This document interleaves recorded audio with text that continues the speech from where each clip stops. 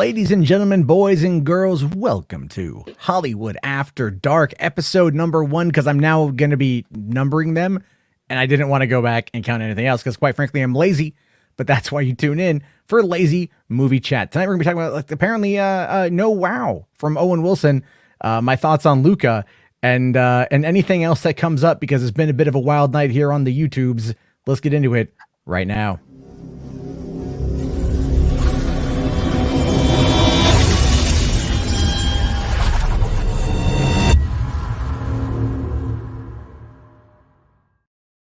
Hey, what's going on, everyone? How y'all doing? Welcome to Hollywood After Dark. It's been an interesting day. Today's Juneteenth, the first federal holiday, Juneteenth, which is pretty cool. And happy to see a lot of people out there celebrating that, which is something worth celebrating. And it's been kind of I will just fully admit, it's been like a shitty year, right? It's been a shitty year and a half. So this is kind of I feel like a step in the right, socially progressive step forward.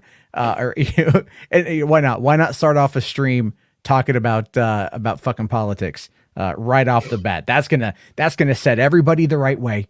Yeah, it's a good mood setter. You gotta set the tone, right? This is someone's gonna call me like a social justice warrior for talking about it. Somebody's gonna be like, "Oh, you're talking about Juneteenth, man." I'm like, "Yeah, I am," because slavery, ain't good. But also tomorrow or today, depending on where you are in this vast world of ours, is Father's Day. RJ, you're not a father, are you? No. No, okay. There's some secret love child out there, but I doubt it. I don't know, man. I mean, I don't think babies grow in tissues in the trash can. Anyway, although all things considered, you never know. You could like a potato, you leave out in the sun and it starts sprouting. You could do the same thing. No, I have 2 kids, and tomorrow I'm very happy that I don't have to see them. No, I'm kidding. But I am taking my girlfriend's like, "What do you want for Father's Day?" And I'm all like, "Peace and quiet."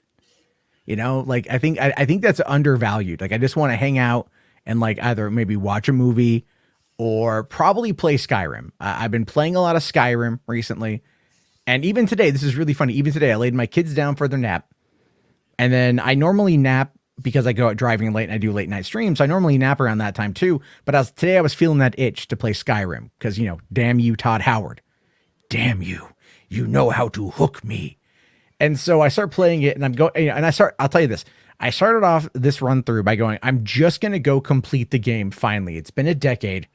I want to at least beat the main storyline in Skyrim. This is what I said to myself when I started playing the other night. Do you know how far in the story I am right now? Very little. Oh, little. Okay. Little. I haven't even gone to the Greybeards yet. I've done the Whiterun stuff. And then I was like, they're like, "You should go talk to the companions." And I'm like, okay. And then now I'm on this whole weird, crazy, I'm a werewolf storyline. So, I just end up going off and doing these like random side quests that take me further and further away from the objective. But that is kind of how these games operate. And all things considered, I knew what I was getting into when I got into once it pulls you in, it doesn't let go. Yeah. Oh yeah. No, it's great. I love it. And I sit there. Yeah. Someone's TW here says, "Good. Glad to see your day has been good, Dovahkiin." Yeah, because I cruise around. When my daughter was first born, my eldest daughter, one night she was having, she just couldn't sleep. She just was like having trouble sleeping, and she was maybe like, I think, a month old or something. And I thought to myself, okay, I'm gonna put her in the car and I'm gonna drive around. And I live in kind of the middle of nowhere, so I'm like, I'll drive around, and that should soothe her to sleep. But like, what kind of music could I play? And I'm thinking like soft classical music, but this is like 2:00 in the morning, and I was tired. And so my first thought was, Skyrim soundtrack, right? Like, so I bring up the Skyrim soundtrack. I was in my car driving literally through the countryside at 2 a.m. with my kid asleep in the back of the car finally. And I'm just like, da-da-dun, da-da-dun, da-da-dun, dun-dun-dun, da-da-dun, da-da-dun, like as loud as I can. And I realized that I'm just a horrible parent because I got more into it. But I did find a lady, I did deliver to a house last year, and the woman had a Dovahkiin custom vanity plate. Oh, really? And I knocked on the door and I said, "Hey, I got a point. I gotta say, really enjoy the Dovahkiin vanity plate. And she goes, oh, that's mine. And I was like, all right, cool, man. Like, that's great, you know? And then it got me thinking, like, well, now I can't go get it because she's got it. Damn it. Wait, so was it the Skyrim grandma or someone else? No, it wasn't the Skyrim grandma. She was just like a woman like in her 40s, man. Oh, okay. Yeah, Skyrim. This is a great thing about you know, the whole world of video games is they do, and you know, really incorporate a lot of different people. And so you wouldn't really expect like this woman who just kind of looks like a seeming, you know, like a normal average suburban soccer mom to have a Dovahkiin vanity plate, you know? And I'm like, all right. Like, that's cool. I can dig it. Cause you know, women exist in gaming spaces, despite what people in 4chan want you to think. Anyway, TW here is like, oh, you could do Dragonborn. That might be taken. Here in the state. I don't know. I have to look to see whether or not I can get my hands on some stuff. But anyway, this is, you know, hold on. We rolled on Webster. It says it took this guy I know a decade to finish the main quest in Skyrim. Well, we're not at a decade yet, but I get you. You know, I tried to go back in recently and like go through Fallout. Well, this is like last year to go through Fallout 4 again. And because I never beat it the first time in 2015 when it came out, because I get distracted by other games. And then I started playing it and I realized that like I just didn't really care for the story. Like it was interesting, but I think I already knew the ending of it. And I was like, you know, like I feel like Bethesda Fallout games, like they try too hard, whereas Bethesda Elder Scrolls games are just amazing. So I'm now glad that Microsoft owns both and that Obsidian can finally come in and reclaim their baby, right? It's going to be like, you know, a child that was not even like, it was like a child that was stolen. Well, you know? it's more like Obsidian's the cool stepdad coming back. Technically. Well, I mean, Obsidian is made up of Interplay. Right? And Interplay created, no, I think Interplay was originally Black Isle, and Black Isle created the first Fallout. So like Interplay, okay. So when you hear people say Obsidian is like, they want Obsidian to make these games, it's because Obsidian ultimately originally created Fallout in the 90s. And so that is like, that is the love, you know? So you look at like New Vegas is beloved because it's Obsidian doing a Fallout game, which means it is the fathers of Fallout doing a Fallout game. And now that they're both under the same parent company, this is going to be, I think, for the best. Let Todd Howard focus on the Elder Scrolls. Yeah. You know what? Let Todd Howard give Obsidian the resources to take Fallout in the direction they want to take Fallout. And I guarantee you that it won't be like a fucking base builder. Yeah. Although I will say though, it's gonna be weird for Obsidian because aren't they doing the Outer Worlds, which is kind of like their version of Fallout? So if they do like both at the same time, you know? Oh yeah, no, I downloaded the Outer Worlds on my Game Pass, but I know that game's a lot shorter than very streamlined. It's very streamlined, and I think they did that on purpose. I think because they want people to fucking finish the game. Is what I think. I think they want people to finish the game because oftentimes, you know, these games are too big and people don't finish them. And they know people don't finish them because they can tell by how many achievements have been granted to the end, you know? And so so if you ever go on PlayStation, I don't know how it works for Xbox, but if you go on PlayStation, you can see that like there's like, oh yeah, like the you know, you beat the game and it's like it's rare, like only 4% of players have beat the game. They have the same thing for Xbox too, where it's like the achievements, they'll put like a little percentage of how many players got this. Yeah, so it's definitely sorry, Doug Dodger's here. I'm watching Riley Reid on Father's Day. Oh my god, dude. I mean, like look, if it's it's like, okay. It's not a rap song, is it? Her rap song is pretty terrible. She has a rap song where she like drops the N-word a couple times and they tried to cancel her for it a number of years ago. Oh, really? When that came out. Yeah, it's like Riley Reid trying to rap and you're like, no, look, you know, you can take the D, you can't drop the B. All right, let's just like, yeah, hardcore. No, I happen to, I'm not saying that I'm a fan of Riley Reid. I'm just saying I am familiar with her material. Oh boy. Anyway, so yeah, there's been interesting things that have been kind of happening today. I did want to touch upon real quick channel members. If you guys want to help support the channel, the best way to do that is become a channel member. We got Saggy Melons, the latest one who popped on in the other day. Thank you very much for that. Get your name on the list. Get your name on the list. Link is in the video description. And then, you know what? You know what I want to do that we never do, RJ? What? You know what we never ever talk about that we should really spend more time talking about? Especially this week. We haven't spent any time this week discussing it. I want to talk about Zack Snyder and oral sex because we haven't spent any time discussing Zack Snyder or oral sex at all this week. It's been a very dry week. Has not been a wet week. It's been a very dry week. No moist, no nothing. But anyway, this is an article. This is an actual headline from yesterday on the New York Post. Zack Snyder's shocking NSFW take on the Batman sex scandal. Yeah, like, I mean, come on. What we're talking about here is a concept of course, it's the New York Post, by the way. Yeah, the New York Post. They're just like, hey, did y'all see Hunter Biden's dick pics from the laptop? But shocking sex scandal involving Batman and Catwoman doing adult things. I mean, that's, to me, it's very ridiculous. It's always very dumb. So anyway, what I wanted to really talk about tonight was the was what I saw earlier, which really bummed me out. I'm not going to lie. And that's why I was on the thumbnail here, the Owen Wilson, not actually saying, wow, in Loki. Cause I don't know about you. I think we talked about this. I've been waiting for Owen Wilson. Oh, hold on. I think we lost Matt. Kevin Feige was like, how dare Matt get disappointed by a Marvel project? He's like, I got to cancel him. Yeah, that's weird. Anyway, I guess I'm taking over the show today. There we go. Now you're okay. This is, I like StreamYard. I literally reset my computer to clear out everything so this wouldn't happen again. I fucking hate that shit. Anyway, where did it cut off? It cut off right before you said we were talking about this last week. Okay. So we were talking about this last weekend, right? We were talking about how we want Owen Wilson to say wow, or Tom Hiddleston to impersonate Owen Wilson and say wow.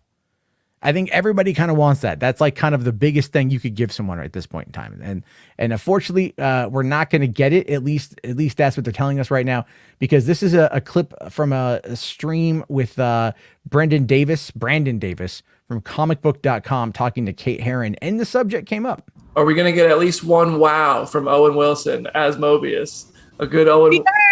I don't think we have one. A lot of people are asking me this, and I don't know if we have one. Owen wanted to do something really outside of himself, and yeah, I mean, I guess there you go. I mean, maybe I'm wrong. Maybe one snuck in there, but I don't think we do. Yeah, it would be quite a moment. It might be a little too meta, but it would be quite a moment. I know the memes would go crazy. Yeah, so I mean, everybody wants it. Yeah, everybody wants it, but apparently, they're saying right now we're not going to get it. And look, I'm telling you guys right here, right now, this is more important than whether or not Lady Loki is fucking Mephisto. Okay, like this is more important to the legacy of the show, in my opinion, because if you believe some of the rumors, you might not be very happy with the way it ends for Mobius's character. I don't know how true that is. I'm holding out on any speculation really until we get there. We have a month ago, but I really like the two of them interacting. And I just think it'd be really funny if they just started impersonating one another. That's what I want. I want them to be impersonating one another. Duck Dodgers here saying, Owen Wilson watching Riley Reid. Wow. Yeah. Wow. I like the tattoos. I like the really interesting tattoos. What does that one say? Oh, it says, fuck me. Oh, wow. Yeah. Wow. I do a terrible Owen Wilson, but I love Owen Wilson. Anyway, Ryan Hartwell with the $2 super chat says, are you doing anything for Father's Day? At this point, I think I'm just going down to my dad's house for a little bit. And then, again, spending the day where I can by myself, because that's what I want. I just want to lay in bed, have a nice, large, caffeinated cold beverage, and then just like hunt down vampires in Skyrim. I think that's like, you know what? I know that sounds kind of lame, but no, that's how I decompress. So if I'm going to get a day of decompression, that's what I want.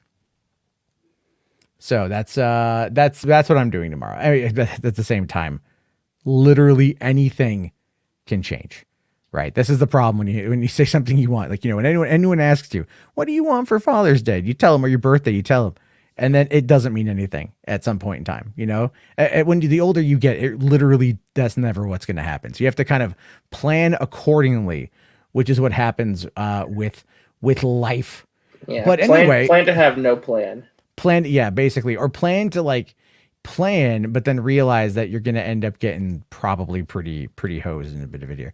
All right. And then the other thing that I saw brought up earlier by Lord Slug was actually mentioning that apparently the Scooby Doo sequel is currently in the works. Did you hear anything about that? I heard it got announced. I'm like, oh, okay, they're writing it. Cool. Yeah, I mean, I was really wondering about that because, when I first saw Scooby-Doo, I was not the biggest fan, to be honest with you, right? So I thought I didn't care for the movie at first. I thought it was like, okay, like whatever. But then I saw it again, and I was like, oh, all right, maybe I was just wrong. Like maybe I was just wrong on this one. It's actually pretty good.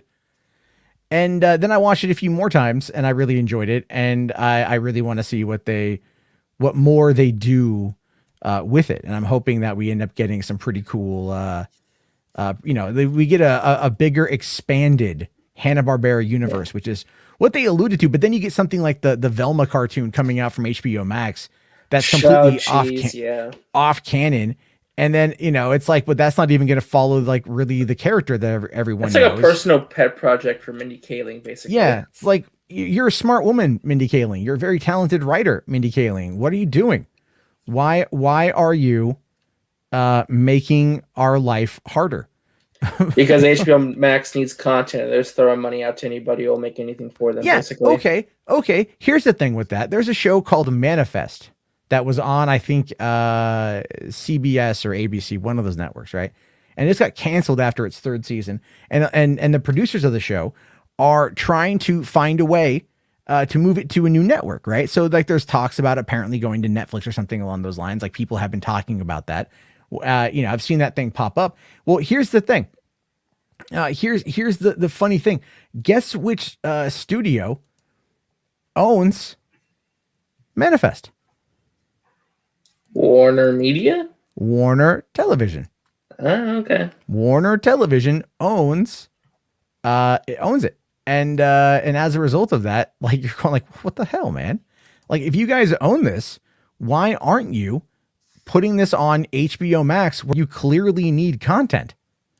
So to me, that's just ridiculous because so many of these people out there are like, it's like either it's like a licensing issue with the company. I'm not too sure. It could be a multitude of things. But it's just in my mind, very stupid.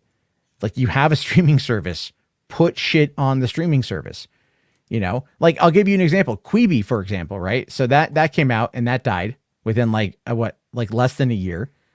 And then Quibi, sold all of its assets to Roku, and Roku had decided to make that a Roku original. So, okay, cool.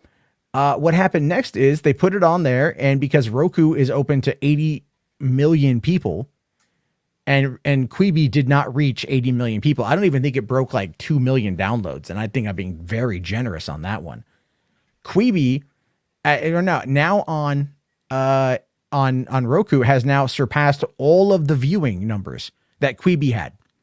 Really? During its run. Yeah. So all of the originals that were on Quibi that are now over on Roku, those are now all have been seen by more people, which just goes to show you that the concept of Quibi was interesting. It was. I'm sorry. I will defend Quibi. I will always defend it because I like the idea of it. The problem, though, is that it was online only, it was mobile only. It should have had an app. It should have been available to watch from your PC or your home TV. and Yeah. more people would have checked it out, I think. And because the technology of like having it swivel on your phone to go from portrait to landscape worked out surprisingly well. That technology was actually really interesting because I tested it one day. I sat on my toilet and I was As you normally do, yeah. as I do, and I was having a particularly tough time with the situation, you know, and so from a lack of fiber. And then I'm like, okay, well, what am I going to do while I wait? I'm like, oh yeah, Quibi. This is what it was designed for. So I pull up Quibi and I'm watching a show and I'm kind of testing the, you know, holding it landscape, you know, or holding it horizontal in my hand, which by the way, that's really uncomfortable to hold for a long period of time. So it's like, I'm like, okay. And like, looks good. And then I turned it vertical, which is, you know, what we're more predisposed to doing. And then I'm like, oh yeah, it's a lot easier, but I could still get the gist of what it was they were trying to show us. So when it came to, I still think Quibi was actually a pretty decent idea, but Katzenberg, by trying to make it mobile only, screwed the pooch. I forgot that Katzenberg was behind it. It was $1 billion thing, but here's the thing. And this is where I don't give Katzenberg too much shit because there's no way that they could have predicted the pandemic. That is true. Yeah. And because this whole thing was designed for bite-sized content to be consumed while commuting to work is generally the idea, or like commuting to school in the morning, whether you're on the bus or you're in the car or whatever. Like super quick stuff to watch in between your normal activities.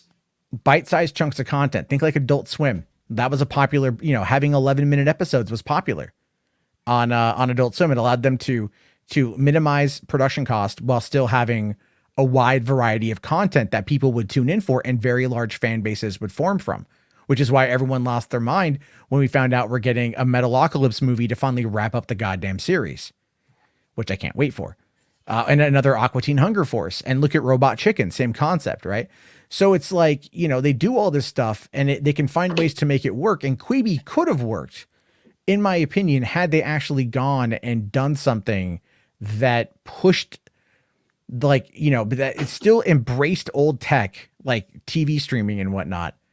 And then also went from there. Because here's the thing, you couldn't Google Chrome it. I think you could Google Chrome it to your TV, but it took a little bit of time to get there. And not everyone has a Google Chrome. And you could do it through Apple TV, right? On your iPhone, on your iOS device. But here's the kicker. Pirates couldn't pirate it. They couldn't pirate it. So that, and I'm sorry, I know people out there don't ever want to talk about like the positive effects of piracy, but in many instances, it really does help fuel the conversation. Yeah, it was like basically stifling people from actually watching it, you know? Yeah. And like that stifles conversations that get people interested in actually paying for Quibi. Yeah, so it's very fascinating on the subject, and I could tell that the chat doesn't even really give much of a crap about it. You know, because they're talking about their favorite porn star in the chat right now. Who is this here? Hold on, who is this here? Someone said someone about Duck. You are obsessed, man, with freaking Riley Reid. Anyway, hold on. That's definitely here, get a Riley Reid fleshlight. You won't regret it. I mean, I don't know if one of those things that, well, let me look. I will Google this for the sake of science. All right. So according to Amazon, I will not bring up the image as it will get my channel completely destroyed.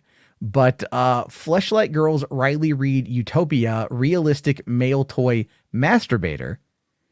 Apparently, this advanced design, this is a high-quality masturbating device that is an exact replica of celebrity Riley Reid's body. Well, quite frankly, only about 2.5 inches of it. Riley, she initially went by the name Paige Riley, and her first scene was an extra for the movie In the VIP from Reality Kings. She is now performed. God, they give her entire freaking history here. Like, she's performed in over 300 films. And it's all, but that's like her. Okay, fine. Like, here's the thing: if you're gonna buy a Riley Reid fleshlight, you're going to know who Riley Reid is. You're gonna want to experience it yourself. Now, what bothers me is that the fleshlight doesn't have a sleeve on it that has her tattoos that you could slide over it. So you can then further visualize what that experience would be like. But anyway, it's got strong suction to tighten and loosen the tighten and loosen the adjustable cap end on the plastic case to control suction for added realism. All right. I mean, I guess you don't want it to turn into like, an airlock break on an airplane. I'm paying all that money. I want to get the real. Yeah, if you're paying $80 for a fleshlight. But what do the reviews say? That's my question here. And apparently it has Utopia texture. Riley Reed's Utopia is a perfect combination of ribbed pleasure and tight stimulation that can also be used for stamina training. I don't think people are going to go into this for stamina training. I'm sorry. Hey, maybe someone's going to be like doing a workout on this, Yeah, there's some reviews with pictures, but the top one here, the top review, just because it was brought up when we are discussing it, says here that it was not worth the money, given 3 stars, verified purchase from 2 years ago. Says here, you're probably going to buy it anyway and then be slightly disappointed. It's sort of cool at first, but don't expect the sensation to feel like the real deal. It does get cold, which is unpleasant, but hey, if you're horny, you'll power through it. I knew cleaning would be a hassle, but I underestimated how quickly I'd get tired of doing it. I try not to use this product a lot because I know I'm going to have to spend 5 to 10 minutes cleaning it afterward. Anyway, yeah, But then right underneath it, someone named Star-Lord gives it 4 stars and just says, yeet. Does the job just fine. It does get a bit cold, but I'm used to that because I've only ever slept with chicks that have hearts, if ice. He could have made a very hardcore necrophilia joke there, and I feel like he really missed his calling. And then apparently, so someone else says here, the jumping bull from, I guess, got something not sent to him. I don't know. I don't. Oh no, here's one, and this ties back into movies here. Someone named Aubrey. Verified purchase 5 stars 2018 says the Red Ryder carbon action 200 shot range model air rifle dream is real. You know what that is? From a Christmas Story.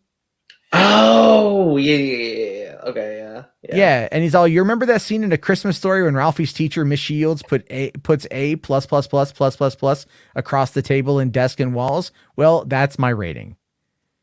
So clearly, was Enosh here? Oh, there he is. Okay. He came at the absolute worst time possible. He might have come at the worst time possible, or maybe the best time possible. I don't know. Yo. Hey, what's up? You're in your car? No, man. You want to see where I'm at? I'm in my jacuzzi. Oh, that's potentially even worse. It's a jacuzzi stream, baby. I mean... Enosh, you should be on Twitch with this. I got some beef jerky. I got a Gatorade. And I'm doing the jacuzzi thing. Nice. How y'all doing? You should be on Twitch, Enosh. We're going to be doing a hot tub stream.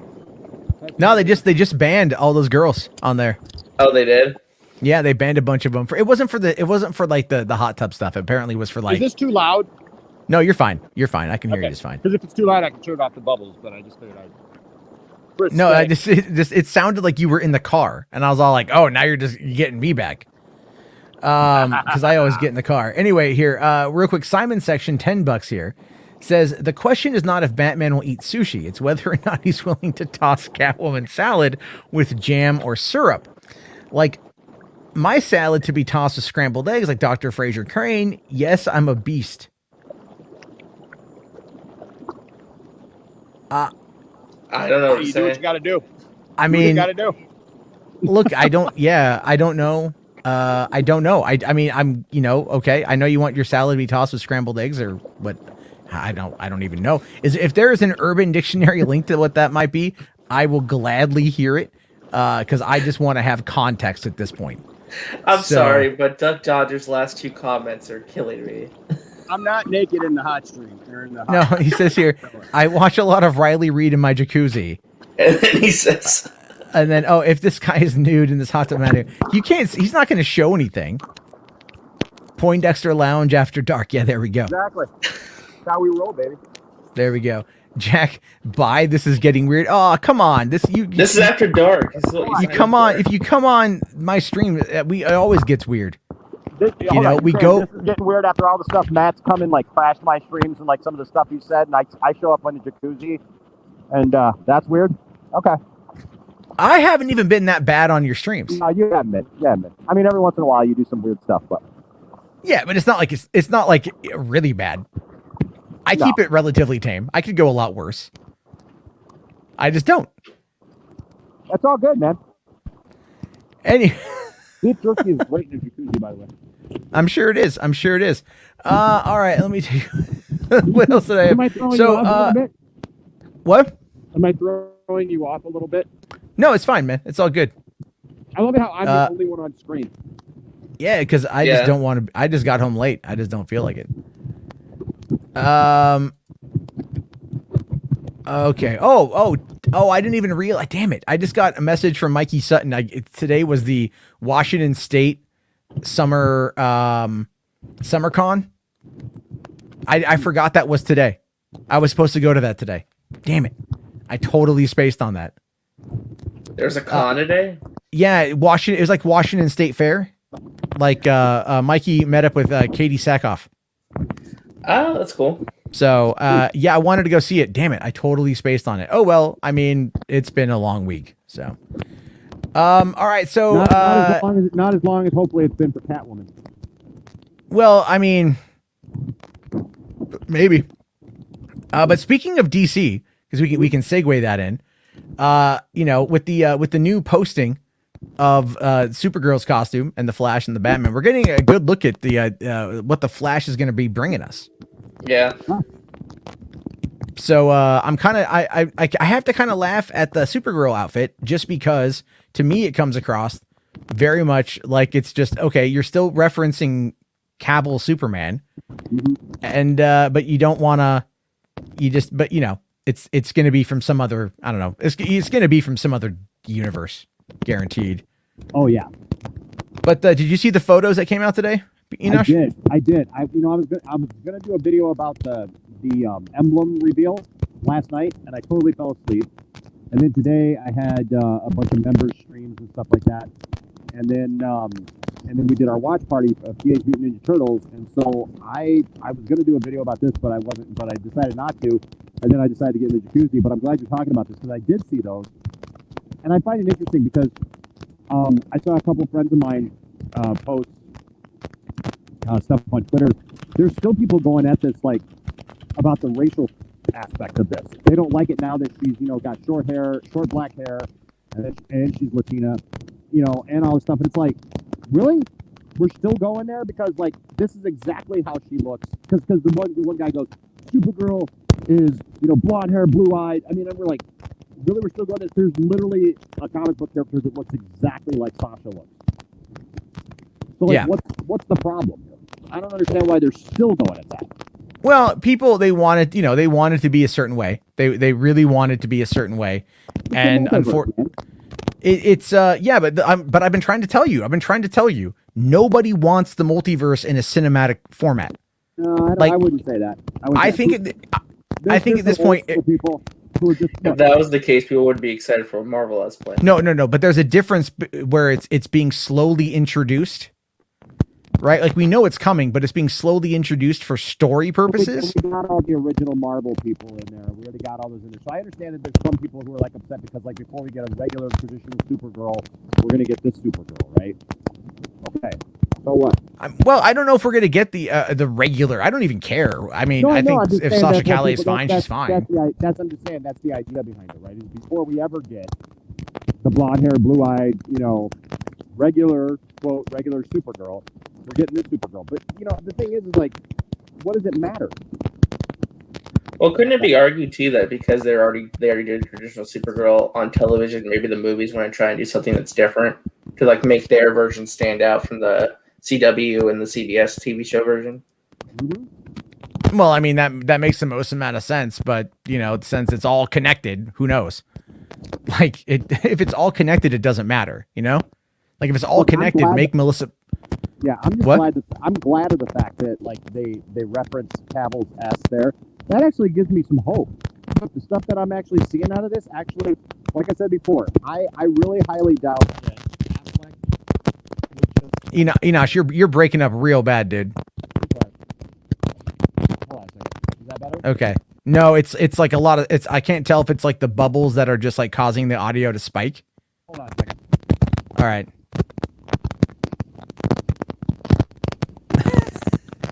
He's totally naked in there. He's totally naked in there. I'm not.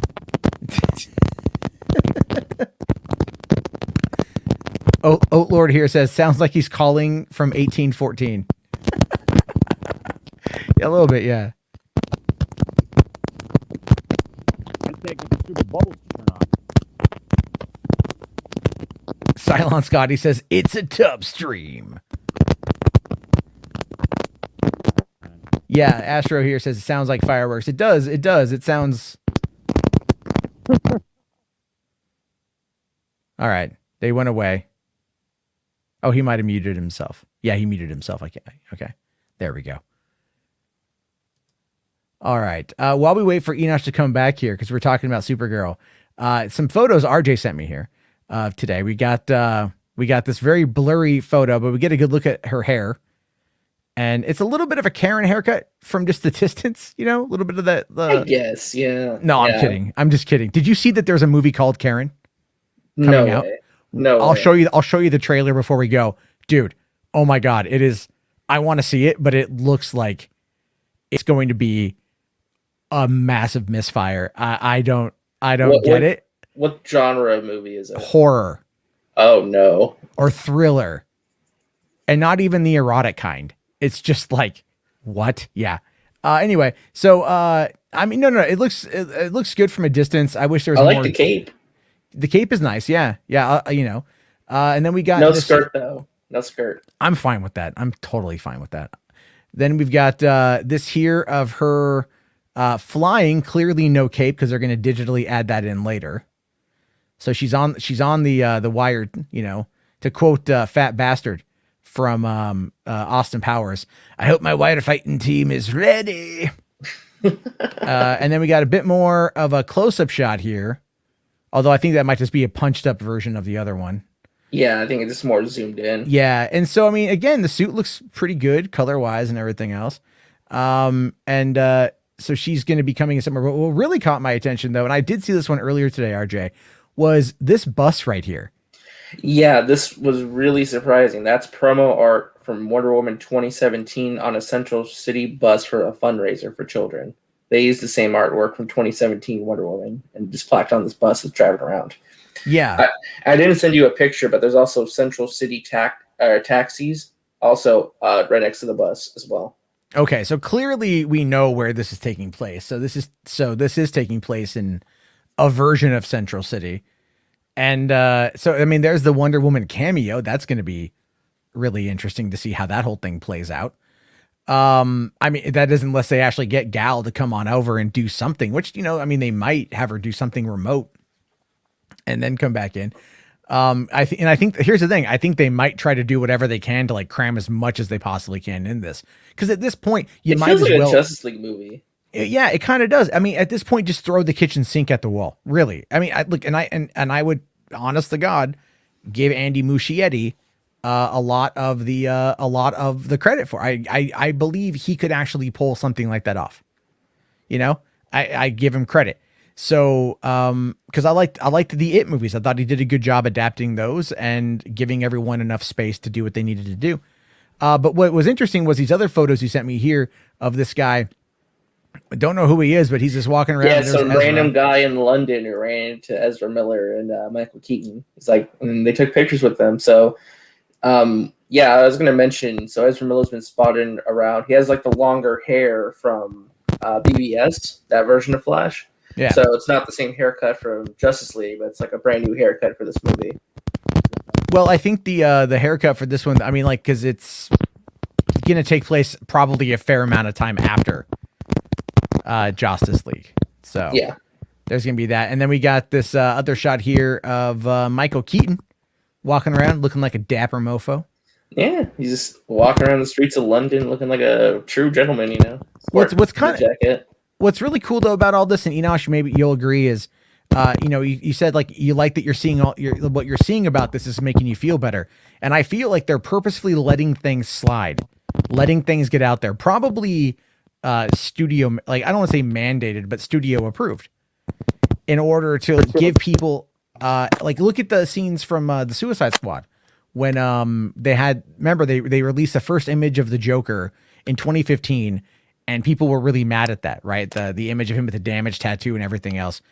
And then as they were filming it later on in the summer of 2015, set photos started coming out of the scenes with Harley Quinn and Joker with like the Lamborghini and other things like that, some other shots, which then gave people a better look at him in full costume, which then also kind of alleviated some of that stress. It could be the same thing here. Like people worried about, Sasha Calais. They might see her go, oh, okay, that looks a little bit better. Now my fears are kind of alleviated because I don't have to worry about this. Yeah, definitely. That is something that is possible for sure. Oh, can you hear me? Yeah. Okay. Okay, you can hear me now because I've Yeah. been talking to you and you can hear me. That's why I was. No, I haven't been able. Sometimes with StreamYard on mobile, it just it doesn't work out very well. Yeah, no, I went back through and I came back and kind of messed with it. But I turned the bubbles off, so I got rid of my headpiece. So. That is a lot better. Yeah, that does sound a lot better. That's fine. No, what I was saying is before though is it gives me some hope in the fact that I have never believed that Ben Affleck would just sign on to do this if it was going to just like crap all over Zack's work, just because Zack's the one who brought him back, even for the reshoots and everything, and he's really appreciated Zack's work and stuff, and so I don't really think that he would just come back because he doesn't have to come back. He didn't have to come back for this movie, so that gives me hope. But then to see little glimmers, that kind of still tie into the Snyderverse, it'll be interesting to see where it ends up going. Yeah, no, I'm excited for. I'm getting like, I'm gonna watch it regardless. I'm still like not sold on the general concept. Mm-hmm. And it's not that I don't want to see Keaton and I don't want to see Affleck. Oh hell yeah, I think it's gonna be great. But at the same time, I'm like, I don't know. I just don't trust Christina Hodson as the writer, to be honest with you. But at the same time, the writer, look, what most people have to realize about the writer is that it's like they get brought in to write it and they get credited, and that's part of the WGA rules. But unless the writer is on set, reworking the scenes while they're shooting, they're not actually like they rewrite a lot of stuff. They tweak a lot of things. So that whatever she may have originally written may not be anywhere near what the film is going to be like at the end. So that's something to consider. And I'll give you guys a great example of this. So who here loves Predator? Yeah, right? I do. We all love Predator. Yeah. So Shane Black has always been kind of credited with writing Predator. And the thing is, he was brought in to do rewrites. And he's in the movie. And part of that, if I recall, I need to go back and look at my info, and I'm sure if I'm wrong, somebody will clarify, and I'd be happy to learn. But if I recall, like that was part of the deal, is like for him to be in the movie, they didn't want to pay for him to be on set or something. So they like cast him in the movie. So he would be on set being able to rework the script as they're going along. And I'm probably misremembering bits of it, but that's what I kind of remember hearing. And it's always kind of cool to see that. But like, I remember there's a movie called Excess Baggage with Alicia Silverstone and Benicio del Toro. Yep. Which is not a good movie by any metric, but it was back when Alicia Silverstone had a $10 million 3-picture deal with Paramount following the success of Clueless. Mm-hmm. And she was a producer on Excess Baggage. And I remember an interview with her before the movie came out, and she was like, oh yeah, me and Benicio del Toro would sit there at night and we would rewrite the scenes for the next day. We would just really like make them work and punch it up and whatever. And the movie was still pretty terrible, So it's kind of like, okay, well, they're not screenwriters. But then Zazie Beetz made the exact same comment about Joker, that her and Joaquin and Todd would sit there at night and they would rework the scenes for the next day. You know, and so it's like, okay, well, at that point, did they get a partial writing credit? No, because they weren't paid to do it. They're doing it and they're helping out. So it's a weird kind of gray area when it comes to movies. It's kind of like Hollywood accounting. We don't really know all the details. You know, 7 is in the chat there. 187. You do realize that Ben Affleck is in this movie, right? I couldn't tell if he was joking, or I mean, because he made the joke about Jennifer Lopez. I mean, he is in the movie, so. Yeah, I'm curious to see if we get any set photos of Ben well, Affleck, I think at this point, because I mean, the thing is, okay, so to kind of give context to what he's saying, they are filming it right now. That is true, and Ben is in LA, reportedly clapping cheeks. So, because like they went to, because I read a report on this the other day because I'm clearly a horrible individual and I read some of the tabloids. Apparently they went to like Ben's child's graduation, you know? So like she was with him at the graduation. So they're clearly in LA. And so, I mean, they could have already filmed his stuff because they've been filming since April. Yeah. I mean, and who knows how much he's actually in the film. Yeah, we don't know. We don't know. They could shoot his stuff. It could all be interior scenes. Well, because he's still like also, if you see his beard is clearly a beard that he's had for a while. So he hasn't shaved the beard. So I don't think he's gone and shot the movie yet. When you see him shave the beard, then you can, I think at that point go, okay, now he's going to go, you know, if you see him with a shaved beard, he either has already filmed it or he's in the process of going to film it. Yeah, I was gonna say, Matt, can you bring up the emblems again of the? Yeah, and then I want to get to Ryan Hartwell super chat here. Yeah, I was just gonna point out some people were complaining about like the top part of the Supergirl thing being like a different red. Like I know Dawson was talking about that a little bit, and like I kind of see his point a little bit. It does look a little meant to just accentuate, I guess. Yeah. Yeah, it's meant to accentuate the seal. Is all it is. I've heard Dawson say that. You know, it could be lighting too, though. I mean, you know what I mean? Like, it looks like it's being lit from up top. So, you know, I'm sure it's going to look a whole lot different, you know, when we see it. Yeah. I mean, if you kind of look at this one here, you can see that it's blue up the back. Yep. Right. And then it's got red up there. So it looks like it's just kind of coming down over like the top of the breastplate and then going over to like the shoulders and like the biceps. Well, it's pretty much, I mean, I don't know. Have you seen that, the character that it looks like it's based of? Yeah, it's from the Injustice comics. Yeah. Yeah. I saw Wonder Meg talking about that. How it wasn't on my phone. I could share it with you, but I don't think I can share it from my phone. Let me see if I can find her thread because I commented on it and she responded. So let me see if I could find that here. Okay. I got it actually. If you want me to pull up my screen. Oh yeah, cool. All right, there we go. So yeah, so this is Sasha Kaye with the. I mean, she looks good, man. You can't argue with that. And then, so this is, and then yeah, if you look at the design right there of this design, so they're just not, they move the S is lower on the chest, right? Is what it looks like. So the S is lower on the chest and the red comes out over the arms, but otherwise it looks like it's very similar in the suit. It also resembles a little bit, the way that Supergirl's emblem looked back in the early 80s. When she had like the bandana, when she had like the real 80s look going on there for a minute, even though it's the blonde hair, blue eyed one, I noticed I got a picture of that too. That S symbol. I mean, I got like 2 versions of that figure, that action figure, and it looks very, very similar to that too. Yeah. So let me. I can bring it up here. Outfit or like any of that, but like the emblem itself looks like that. Yeah, this is a variant of it that I googled. I don't know if this is similar. Yeah, that looks like a fan art of that. Yeah, it's a variant. It's a variation of it. But that's what, when you Google it, that's what you kind of see. Otherwise, it's just all Helen Slater stuff. I was gonna mention that the comic that's from that design is from Injustice, but that was like a dream sequence. Like that character doesn't exist. It's like Superman having a dream if the Joker didn't kill Lois and the child that she was pregnant with. So I don't know. Like I was gonna ask, do you think it's like DCEU Supergirl, alternate universe Supergirl? Like what are they doing here? I don't think it's DCEU Supergirl. I definitely think that if I had to guess, I might guess that it might be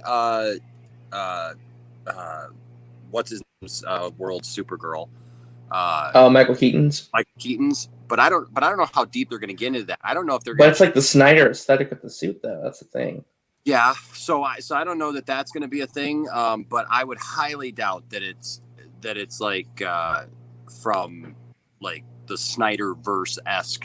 You know what I mean? Like, what else are you going to call it, right? I mean, all those characters that came from, the Snyderverse.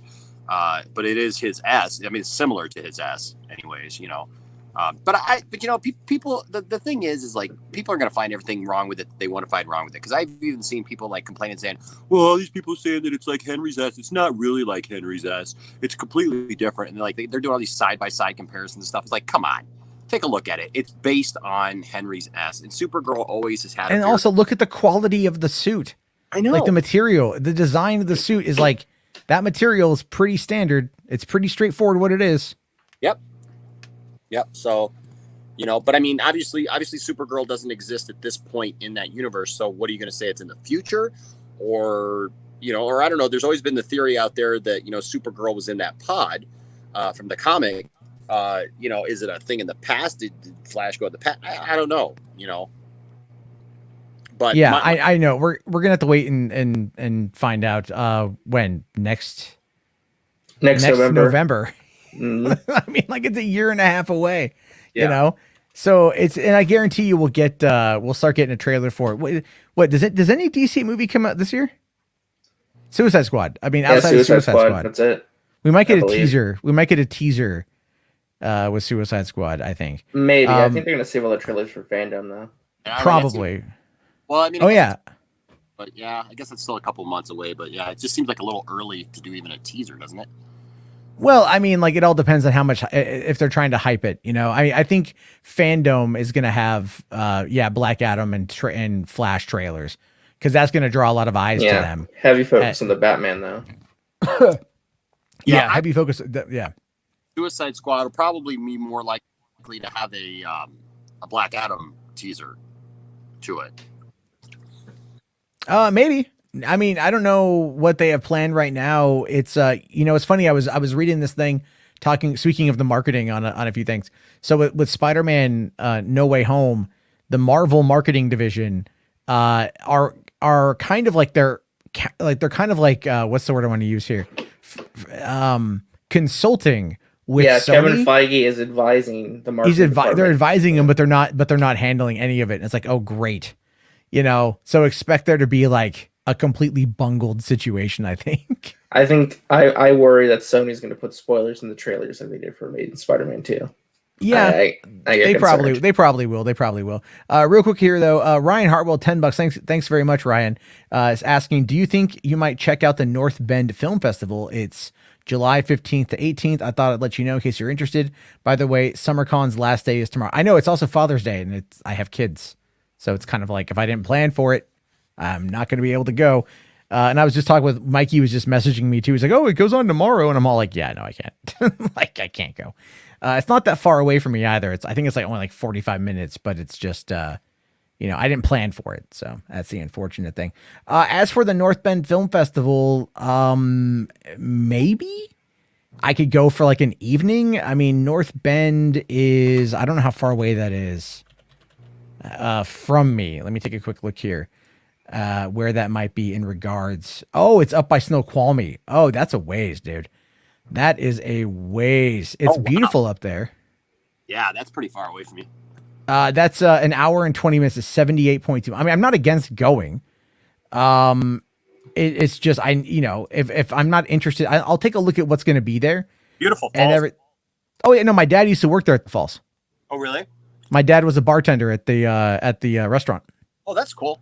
Yeah. So when I was, so they lived in Snoqualmie when I was a kid, and I'd go up and visit them, and then we'd go to the restaurant and like have like brunch, I think, or something. So yeah, so I've been to Snoqualmie Falls a lot, like back before it is what it is now, and it's beautiful there. Like it's I was there in 2015. I was there and stopped off to check it out, and it was gorgeous, but it was like just a massive tourist stop now, and Snoqualmie is like, my God, it's so freaking insanely busy now. Yeah. So 2006, and then again, what was it that we were? Did we go in? Was it 16 or 17? I think that we went out to visit my dad, because my dad lives in Seattle and my family's out there. And so when we went out there, we went to, because the first time I went with my dad and my ex-wife and my son, and then this time I took the whole family, Tiffany and the boys and everything. We went again. Nice. Now, to kind of to move on to a new topic, I just kind of want to see, did either of you guys watch LUCA this weekend? I watched it today, actually. No, I did not get a chance. Oh, okay. Like, you got to see LUCA. It's phenomenal good. Like, amazingly good. I was pleasantly surprised by it, actually. I wasn't, because I didn't watch any of the trailers. I didn't really know much about it going into it.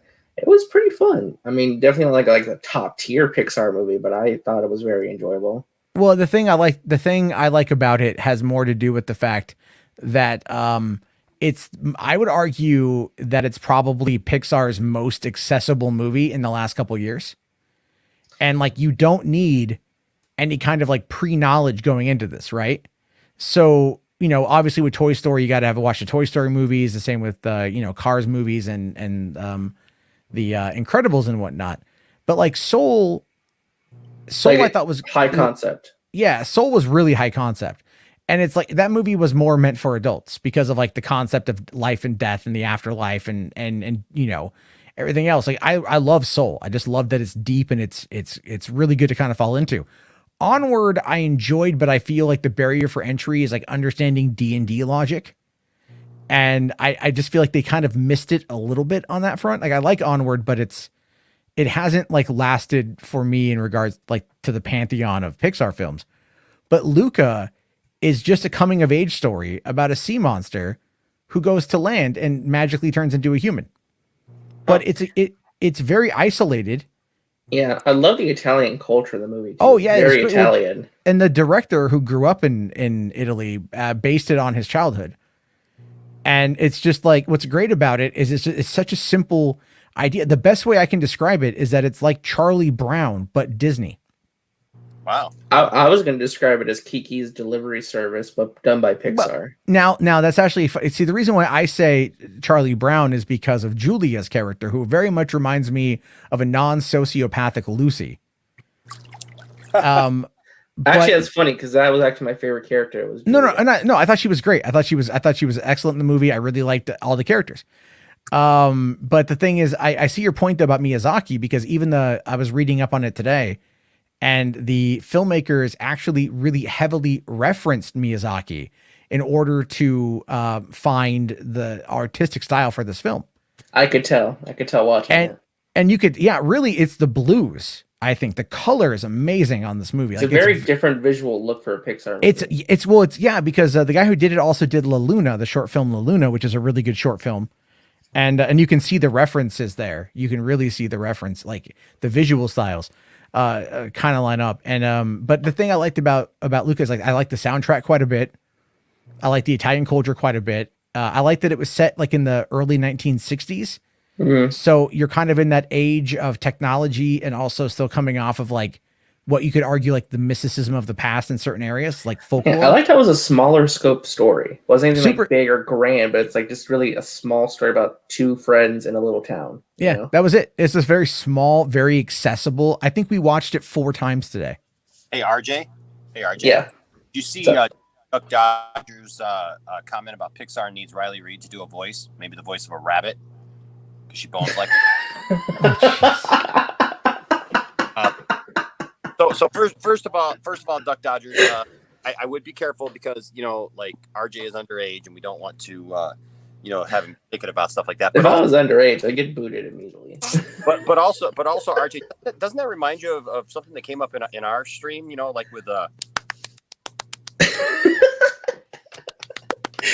Yeah, it does. Wait, who faps like a rabbit? Apparently Enosh. No. Well, maybe. I mean, maybe. I just work here. I have no idea. You missed it. We were making it. We were talking about Lola Bunny and he did like the the thumping noise. Yeah. Oh God, I am so ready for Space Jam to come out and die. You know, Enosh has not seen the original Space Jam, by the way. Okay, what? Dude, He's never watched it. Oh, you've that's got We need to HBO watch party Max. of it. That's how we got Yeah. this. And here's why. Because I feel that just like, okay, for example, and this is what I went to. So everybody loves Mickey Mouse, right? Nobody likes any of the stuff that Mickey Mouse has been in the last 30 years. Like the little cartoons, stuff like that. Yes, the little kids, like Mickey Mouse Clubhouse, Funhouse, whatever. Like, yeah, my kids love that, and stuff like that. They got those new shorts too. Talking about like, as far as like anything that's been produced for anything other than little children, Mickey Mouse hasn't really hit. The same thing holds true, I think, for the Warner Brothers cartoons. I love Looney Tunes, but for me, anytime they've tried to modernize them beyond the classic Looney Tunes, and I mean, think about how far those go back, right? Those go back to like the 30s, the 40s, the 50s, the 60s. And yet, me growing up with them in the 80s, even, like every time I see them try to like make them something new, and I made clear on our stream, like I'm not talking about like when they do like Tiny Toon Adventures, because Tiny Toon Adventures was awesome. Animaniacs was awesome. But I'm talking about they take those classic characters like Bugs Bunny or something like that. Nobody resonates with them. I know there's a whole generation that resonated with Space Jam, for example, right? But I think there was the time and like who was in that movie, because Michael Jordan was in that movie. There were a lot of others who like really made that movie something special. And I feel like they're just trying to recreate that. And I just feel like people don't connect. They connect with the characters because they love the characters based on their nostalgia for them, and they love them more as mascots now. Like Mickey Mouse is the ultimate mascot. But he's not something that like people flock to see content with Mickey Mouse in it. And the same thing is kind of true of Bugs Bunny even, and these different characters. Like we love them as mascots. We love them for what they were. Yes, William. Yeah, baby. Oh, No. I'm gonna get you some super chats right now. Oh yeah, baby. In the hot tub. Get in. All right. Deliveries have been slow this week, so I'm not against it. Get it. No, I'm clothed, William, but you can imagine it. It's okay. Well, we could offer a dual Patreon, and one of the levels can be come sit in a jacuzzi with Enosh and talk nerd stuff, via stream with Matt Jarbo. Yeah. You know what though? Duck Dodgers does bring up a good point. Do you guys think that cancel culture and like all the joke stuff going on is kind of like neutered Looney Tunes in a way? Like these modern cartoons? Absolutely, Duck Dodgers. That was one of the things we were talking about, because they can't do the things that made them funny back in the day. So well, these like you said, exactly neutered jokes. That's exactly what it is. Well, okay. So on that front, though, I'm going to push back a little bit, because the new Animaniacs does not adhere to like quote unquote woke culture. Well, yeah, that's Animaniacs though. Like, Animaniacs is still it's still akin to Looney Tunes. Animaniacs always pushed the envelope. I mean, they had a lot of sexual jokes on Animaniacs even back then. Hello Nurse, all that stuff. There was a lot of stuff like that was just accepted because they were new characters, and everything on that show was meant to push the envelope. As far as your main characters though, like Bugs Bunny and stuff like that, you don't see them. I mean, look what they've even done to Lola, even for Space Jam. Not even Space Jam, but look at the new cartoon. Kristen Wiig voices Lola. I will defend though, because she actually was very funny in that cartoon. But it's like, but there's an episode where she's so like just obsessive. Like we're talking like Glenn Close, Fatal Attraction levels of obsessive, where like even where we're watching it and my girlfriend like looks at it, she's like, what the fuck is this? Like it's kind of funny though. It was kind of funny. I don't know, man. Like I've dealt with some crazy ladies in my life. So, and one's basically like, I'm going to take a kitchen knife and Lorena Bob at your ass. I felt that was kind of the level of intensity from that particular show. Now, granted, Jess here says that they did tone down the sexual jokes in the Animaniacs, that there's no Hello Nurse, which is fine. They don't have to have that. You know, like they don't have to have that necessarily. That was one of the main jokes of the show, though. Well, in the original it was, but again, like I was really enjoying some of the more like up to date pop culture references as well as like political references. Sure, and I felt like but the Hello One of Nurse my favorite thing, jokes was the fingerprints joke. Oh yeah. What Ryan here it says here, I found prints. No, fingerprints. I don't think so. Yes, that was funny. No, there's a lot of good little side jokes in there, and the show itself was really funny to watch. I enjoyed the season, but I still think and I agree with you, Enosh, about the Looney Tunes having trouble maybe identifying in this day and age. It's kind of like, you hear all this talk about bringing back the Flintstones. Yeah, and they've tried multiple times. Like I think Seth MacFarlane is either working on it. Yeah. He's still working on it. Yeah, it's I don't know if I like that idea though, because I don't want to be just another Family Guy clone. Well, yeah, it's all like, could you imagine Seth MacFarlane voicing Fred? Wilma, hey Wilma, But RJ, you want to play with my bone? But RJ, here's the thing, man. Pretty much every animated sitcom, and not just animated, but most sitcoms, even in live action for the last 40, 50 years, have been loosely based around the Flintstones, which was then based on the Honeymooners. So you have this, kind of overweight, fat kind of guy with this, good looking woman, and he's kind of bumbling and kind of an idiot and gets into trouble and stuff. It's just a new setting. It's literally the exact same characters most of the time, just in a slightly different setting, and it's all just the same. So I mean, like, what is so different? I mean, if you put Family Guy back in Bedrock, you really wouldn't have to tweak too much. I guess that's true. It's more of a personal thing where it feels like all of the recent adult animated shows, outside of a couple good ones, are trying to mimic the Family Guy aesthetic, but they're not doing it as well. If that makes sense. They're trying to be Family Guy, but they're not. MODOK kind of tried that a little bit. I enjoyed MODOK for what it was, but it did had a lot. It was a family comedy, right? A dysfunctional family comedy, and it was a bit like it played itself off like a single camera comedy, but it was very kind of shaky cam. There's some really solid jokes in there, good stuff that I liked about it, but it also was robot chicken humor because it was produced by the guys who did Robot Chicken. So I was like, okay, cool. Is it getting a second season or is it just a one and done? No, they're planning a second season. No, sorry, they plan to introduce X-Men in the second season if they get a second season. But I like that John Hamm voiced Iron Man. That was I pretty heard funny. about that. Yeah, they got a lot of celebrities do some voices. A couple of, no, Invincible had celebrities. My God. This one only really had John Hamm, and then it had a bunch of TV players that you would recognize. A question. He says to push back on Enosh slightly. There was a character on the original Animaniacs, and she was written out because she was too sexualized. Are you talking about the nurse, or are you just saying that there was a character written in there to push back on me slightly? Because I am in the hot tub, and sometimes you need a character to push back on you slightly. Sure. Just kidding. But no, I think that actually proves my point though, because I don't think that she was.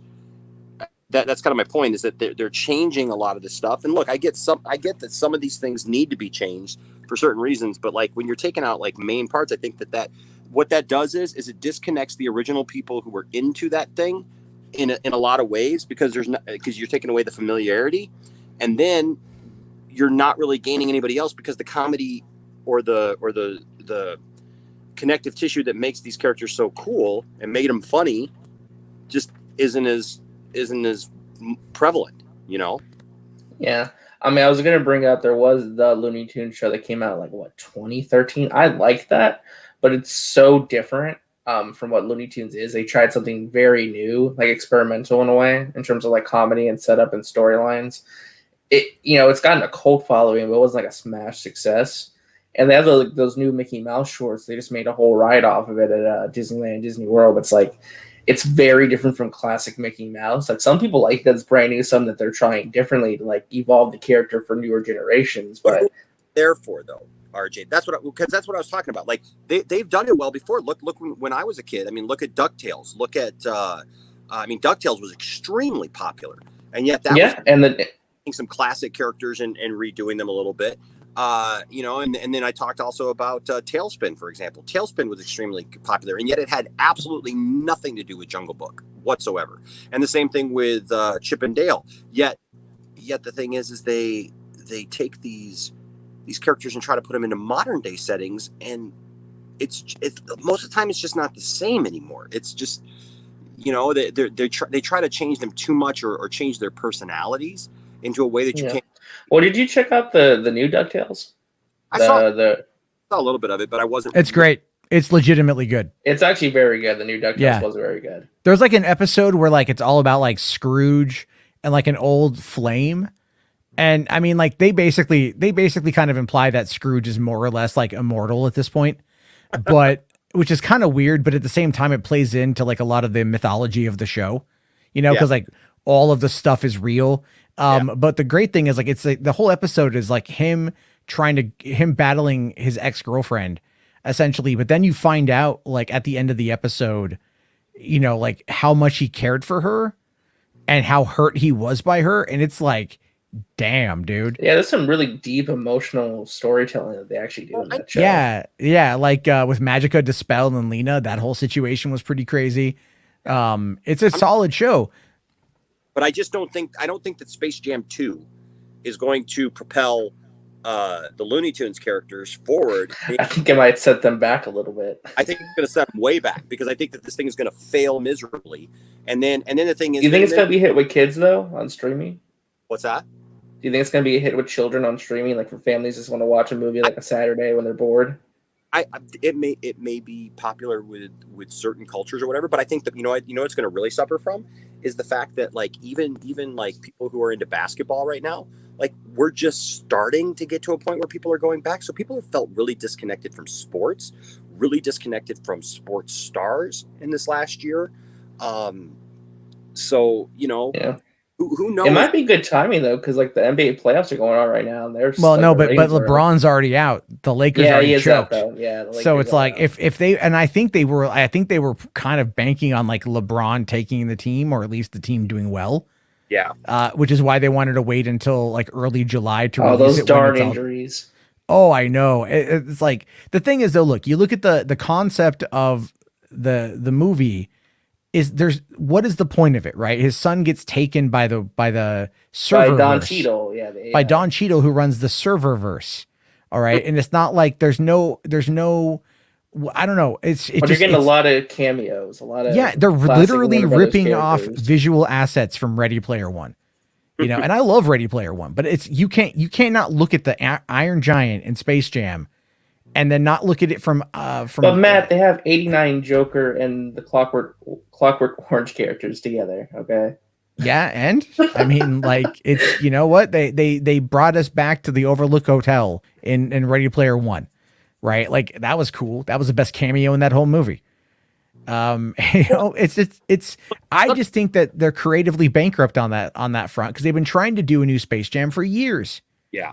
And even the original, they were trying to do it with like Danica Patrick and Kevin Durant, and like they were trying to do it like back in like the early 2000s. Oh God, they were going to do like a NASCAR version of it. Yeah, they were going to do like a, let's bring the Looney Tunes into NASCAR. Like every different sport. Like this ain't the fucking Air Bud series, okay? Like you can't just put something there. Well, look, sometimes they go the opposite direction. Instead of neutering it, they try to give it extra. Look what happened with Ren and Stimpy. Oh God, yeah. That was a disaster. That was flat out disturbing. Like Ren and Stimpy. Oh, when they made like an adult cartoon? Yeah, Ren and Stimpy was kind of disturbing anyways, but it was funny disturbing, right? You could look at it. And it was still for kids. Oh, it's great. Don't pee on the electric fence. I love all that stuff. But when they redid it, oh my God. That was cringy as I have a funny story. I went to Blockbuster and saw one of the tapes, and I was like, "Oh, it's Ren and Stimpy from the Nickelodeon show. I wanted to watch that." And I was little, right? My parents got it for me. It's the one where it's like, I think it was Ren getting counseled by the horse. Like, it was the adult one. And I was like so traumatized. I'm like, what the heck is this? This is Ren and Stimpy, and it wasn't. Yeah. It's 'Cause kind of there's, like like, it's kind of crazy- like when they brought back Beavis and Butthead back in 2011 or something like that. Yep. They brought it back for like I think a season or two, and the show was still funny, but like Mike Judge had toned it down quite a bit, Yep. and they put no music videos into it. Yep. And it just was like it was still like it was relevant. Like they were able to tie in what was currently culturally, because like Twilight was a thing at the time. So they were able to tie in some of those pop culture moments, but it felt like it was just so far removed from the early 90s stuff that I was just like, I don't know. Because I think what it was too is Mike Judge followed Beavis and Butthead up with King of the Hill, which was just a drastically different show, but the dynamic worked because of the way they built those characters. And Beavis and Butthead were not them. And I just think like it was a little bit too much, but now they're doing another Beavis and Butthead movie. Are they? Yeah. Paramount Plus they're doing another Beavis and Butthead movie. Which I mean, like the very first screenplay I ever bought was Beavis and Butthead Do America. It was the night before the movie came out in 1995, I think, or 96. And I was at Target. I was stopping off at Target before taking the bus home, and they had the script book for Beavis and Butthead Do America. And I bought it for like $16. And I went home and I read the script the night before I saw the movie, and I was laughing so hard I had tears in my eyes from just reading the screenplay. I adore that movie. Yeah. Like the soundtrack is great. The movie's a lot of fun. And Oh, we lose Matt again. Welcome Second time this happened. to Extra Lounge Jacuzzi Hour. We lost Matt. All right. Yeah. I was looking at the Now it's chat. time for you to take over. Yeah. It's time I took over, baby. Hey, girls. What's going on? Come to the tub. How you doing? What's up, William? Yes, I'm in the tub. What's up, Andrew Casale? I think am I back now? Yeah. Yeah, now you're back. Okay. God, StreamYard, man, I swear. So, hold on. So I wanted to, I know I went out again. Well, I was going to ask, like, do you think LeBron James being a controversial figure among some political circles right now is going to impact the movie anyway? I could see conservatives boycotting it. Maybe, but you know what? You know what I think is more? Okay, here's the thing. People are very divided on LeBron James, right? The people who love LeBron James really love LeBron James. People who don't like LeBron James Hate him. don't like Hate him. I'll be honest with you. I fall in the second category. I don't want to be told how great you are by you or anybody else. And I don't care how many, like, the problem is like when people are trying to convince you that they're great and they're doing all these things to act like they're great, it's taken away from even what they do on the court or on the field or whatever.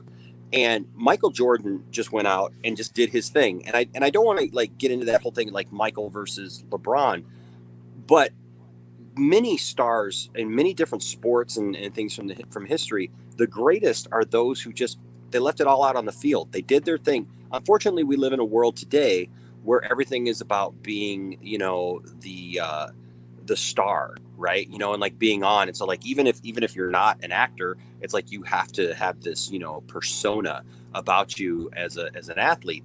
And I think it takes away from that. And so I think there's a lot of people who may not be interested in it simply because who the heck cares about LeBron James if you don't really care about LeBron James? Do you know what I mean? Like when I was a kid, I'm in Michigan. I was a huge Detroit Pistons fan. Okay. And there was a huge rivalry between the Pistons and Chicago there for a couple of years. And the thing is that even in the midst of that, we still respected Michael Jordan because you couldn't argue with the fact of what he had done, of what he had brought to the table, and of who he was. Even if you didn't like the Bulls, you still liked Michael Jordan. That's why all of his tennis shoes are still to this day like what they are, because he just did it. You know, he like, and I didn't mean to make a Nike kind of, you know, thing. I mean, you know, that wasn't what I meant, but you know what I'm saying? Like he just personified at that time. I'm not saying the guy's perfect, but I'm just saying the guy personified at the time what it seemed like to be a sports star and to really put it all out there. There's a lot of people who just don't like LeBron James. I know there's a lot of people who love him, and that's fine. But I don't know that he's the kind of person that's going to be your huge box office draw, no matter what team you root for or who you like or you don't like. Yeah, no, I understand that. I mean, I respect LeBron James because I feel like he does a lot of good work. Like, I love the fact what he built, like, the school in Akron. I think it's really cool of him to do, stuff like that. I think some of the stuff he's done off the court has been great, but I also know there's like, I get the whole mentality too. I think a lot of people try to push a narrative of him being like the new go-to, and then it's, that whole thing. A lot of it's like stuff by the media. Hans, yes, I know that Detroit sucks right now, but you know what? Enjoy it, because you know what? For so many years, everybody was kissing our heels. So, we could take our foot off the gas for a while and let some other people, have their day in the. Sure, and then maybe one day hell will freeze over and you guys will get decent drinking water in Flint. Don't bring that up. Actually, that whole thing has been done and gone for quite a while, and actually was overblown when it was even. Oh, really? Oh yeah, yeah. Dude. He gave me the entire spiel one night. I remember. Oh, okay. Well, I don't want it all here. No, I know. I'll take your word for it. So I want to address a particular set of live streams to get you guys' take over the span of the last 2 nights. And, it's been crazy. It's been crazy, and the reason why is like I listened to the whole thing last night, which kept me up to like 4 a.m. I was getting ready to go to bed. I was just playing Skyrim, and then RJ DMs me, and he's like, "Hey, you got to see this." So to kind of set up context for people, there's a guy named Paul who goes by the YouTube handle Halogen Helix, and Paul has made like 2 hit piece videos on me. I forgot also TW is here. Hey, what's up, dude? Hello. Oh, you want out of this one? Okay, there you go. I'll put you in the back room. Keep me out for. Okay, sorry, I didn't read it before I brought you in. But anyway, it's just I guess my question is, do you guys watch that stuff? Do you think that there was a fair amount of manipulation that was happening? Oh, 1,000%. I think, if anything, what MSK, K-Dots, and Paul have shown the last couple of days that Andy's to ignore, and I have no qualms of saying his name. I'll say his name. I think he's a massive hypocrite. And I think he's also a bit of a scumbag, honestly. I think what he did to Paul was wrong. I think manipulating him in the way he did was wrong. I think what both him and Jody's Corner have been doing in terms of basically acting like a cult and excommunicating anyone who doesn't agree with them is disgusting. I think a lot of what they've been doing has been horrible, the way they've been treating people. People like Ashley will become very close with, and other people. I think it's just getting ridiculous. And it just goes to show the kind of people they are at the end of the day. Well, one of the interesting things I heard Paul say tonight was that Lewis would send him videos, right? And the intent there was to kind of, I think, to direct Paul to do like responses. And Lewis used to do the exact same thing to me. He would send me like Fandom Menace videos, or he would send me clips of what they do. And I think at the time it was to kind of prompt me to like take more of a proactive stance at going after them, because he knows I don't like him. But so seeing this kind of be explained by somebody else, and then reading some of those DMs, it's like, and I'm just gonna say it. Paul, if you're listening to this, you owe me an apology, buddy. There's no way around it. You were played to release direct messages as a way to attack me, to get in with somebody else. That you now know you were being manipulated. So I think I'm fully entitled to an apology. Well, I was going to mention, I do want to give Paul credit, though, because he did say, I don't know if Enosh caught this, but he basically was saying, like, emotions ran high. I'm paraphrasing a bit, but basically he said that he kind of like made a mistake going after Enosh and doing that live stream and everything, like the whole stream sniping thing that happened. Like, that was basically what I got from it. Like, he was regretful of what happened. I reached out to him and I thanked him for that. He didn't have to do that. He was on record as kind of not liking me. He made a video, he pulled it down though. And I'll be honest with you, like MSK even, last year it was funny when I was going through all that stuff with Andy and Jody in the midst of it. There were a lot of people making, side videos, about me and other people and stuff, and I remember I actually found MS. He made a couple of videos about me.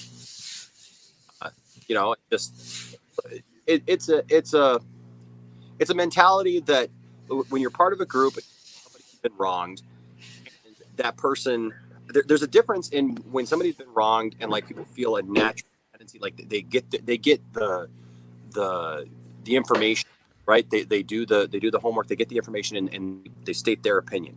And it's another thing though when somebody like tries to like get everybody together just to defend them and feeds them the information and then expects people to do that for them just because, and that was one thing that kept coming up in the stream. I haven't watched the whole stream tonight, so I apologize. I don't want to misrepresent anything anybody said. So I didn't watch the whole stream. But one thing that I did hear, though, tonight was the fact that, this thing about loyalty, right? Loyalty goes more than one way. And it's not just about you being loyal to me. RJ, you come on my streams a lot, right? So the thing is that if somebody comes after me and you want to defend me because you know me and you've had many private talks with me, Matt, you and I have talked to the wee hours of the morning, about different subjects and stuff like real life stuff, not just, entertainment stuff. And so the thing is like, if somebody came after me and you guys defended me, that's great. But then if somebody says something about Matt or something about RJ that I know is not right, and I'm just like, well, I'm just going to hang back here. Or like even this idea of like not being subscribed to somebody, like, look, in the bigger scheme of things, it's not really that big of a deal, right? Like we put this value on like following on Twitter or subscribing, but honestly, it is a big deal because it's not about ooh, I'm following you and you're following me. It's about, hey, I like RJ, I support RJ. RJ's on my streams. I think RJ's a good guy. He's got a YouTube channel. I want to support him. Right? It's the same reason why when we have streams and like at the end of the streams, like if we have a big panel and stuff, and I'll be like, hey, RJ, tell them where they can find you. Matt, tell them where they can find you, whatever. Because there may be some people who've never heard you guys who watch me. There's a lot of people who know you guys who don't know me, and so we try to help each other out. But this idea of blind loyalty, Matt, you and I have talked about this many times, because people do come at me all the time. And I've told you this, people try to come at me all the time because I'm friends with you, because of what I do and, things you've done in your past or whatever. And I always tell them the same thing. I'm like, first of all, like, I don't have to defend Matt Jarbo to anybody. But the reality is Matt and I have talked. I understand where Matt's heart is. Matt realizes the things that he's done in his past, the things that he's sorry for, or whatever. He's made those apologies and he's moved on. There are some things, Matt, you're still an instigator, dude. You still like to, no pun intended from what we talked about before, but you still like to poke the bear every once in a while. I get your personal, right? Yeah. Even if it's not something you fully, want to commit to, like you've come on my stream before. I saw you I think it was last week, like you came on my stream and you said something kind of controversial, and then when you left and you started your own show, like I watched your show later and you're like, hey, I was just on Poindexter Lounge and I was riling them up over there, but this is how I really feel, like I get all that stuff. But it's like I've told people here's the thing, if Matt did X, Y, and Z today, I would have an issue with that, right? But just because somebody's done something in the past doesn't mean that I should be against them. And I will defend people who I believe in and who I believe are good people. But I will also question people when I feel that maybe they're making a mistake or maybe they've done something wrong.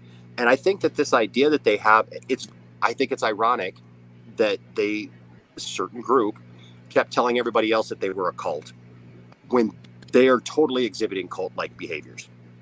No, and I thought it was disgusting. It's like they're controlling who could be on whoever's streams. Like, well, if you're here, then you can't watch me. They did that to Draft Walker with you. Yep. And and I've known that for a long time, and I wasn't going to share that because he shared that with me, and I've known that for a long time. But the thing is like, it's like I told him when all that went down. I said, man, here's the deal.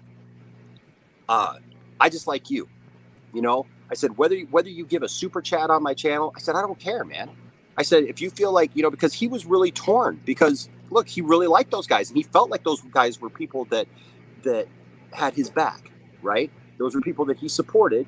And, look, if you're going to put your money towards somebody, you care about what they do and you support them, right? And so he felt like he had found a family there, found a home there.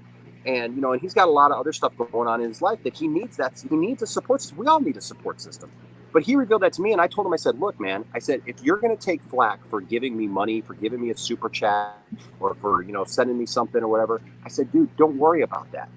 I just like you being here. I like seeing your takes on stuff in the chat. I like it when you come on the air and talk with us about, the things that you like. He likes toys just like I do. He likes a lot of the same properties that I like. And I said, dude, that's all I care about. I said, and look, if you want to watch those guys, fine. I know that I have people who watch my streams who still watch Jody and who still watch, Andy. And it's like I told him, I said, listen, I'm never going to tell you who you can like and who you can't like, or who you should be subscribed to and who you shouldn't be subscribed to. I said, man, I just want you here. And that's what I would say to anybody.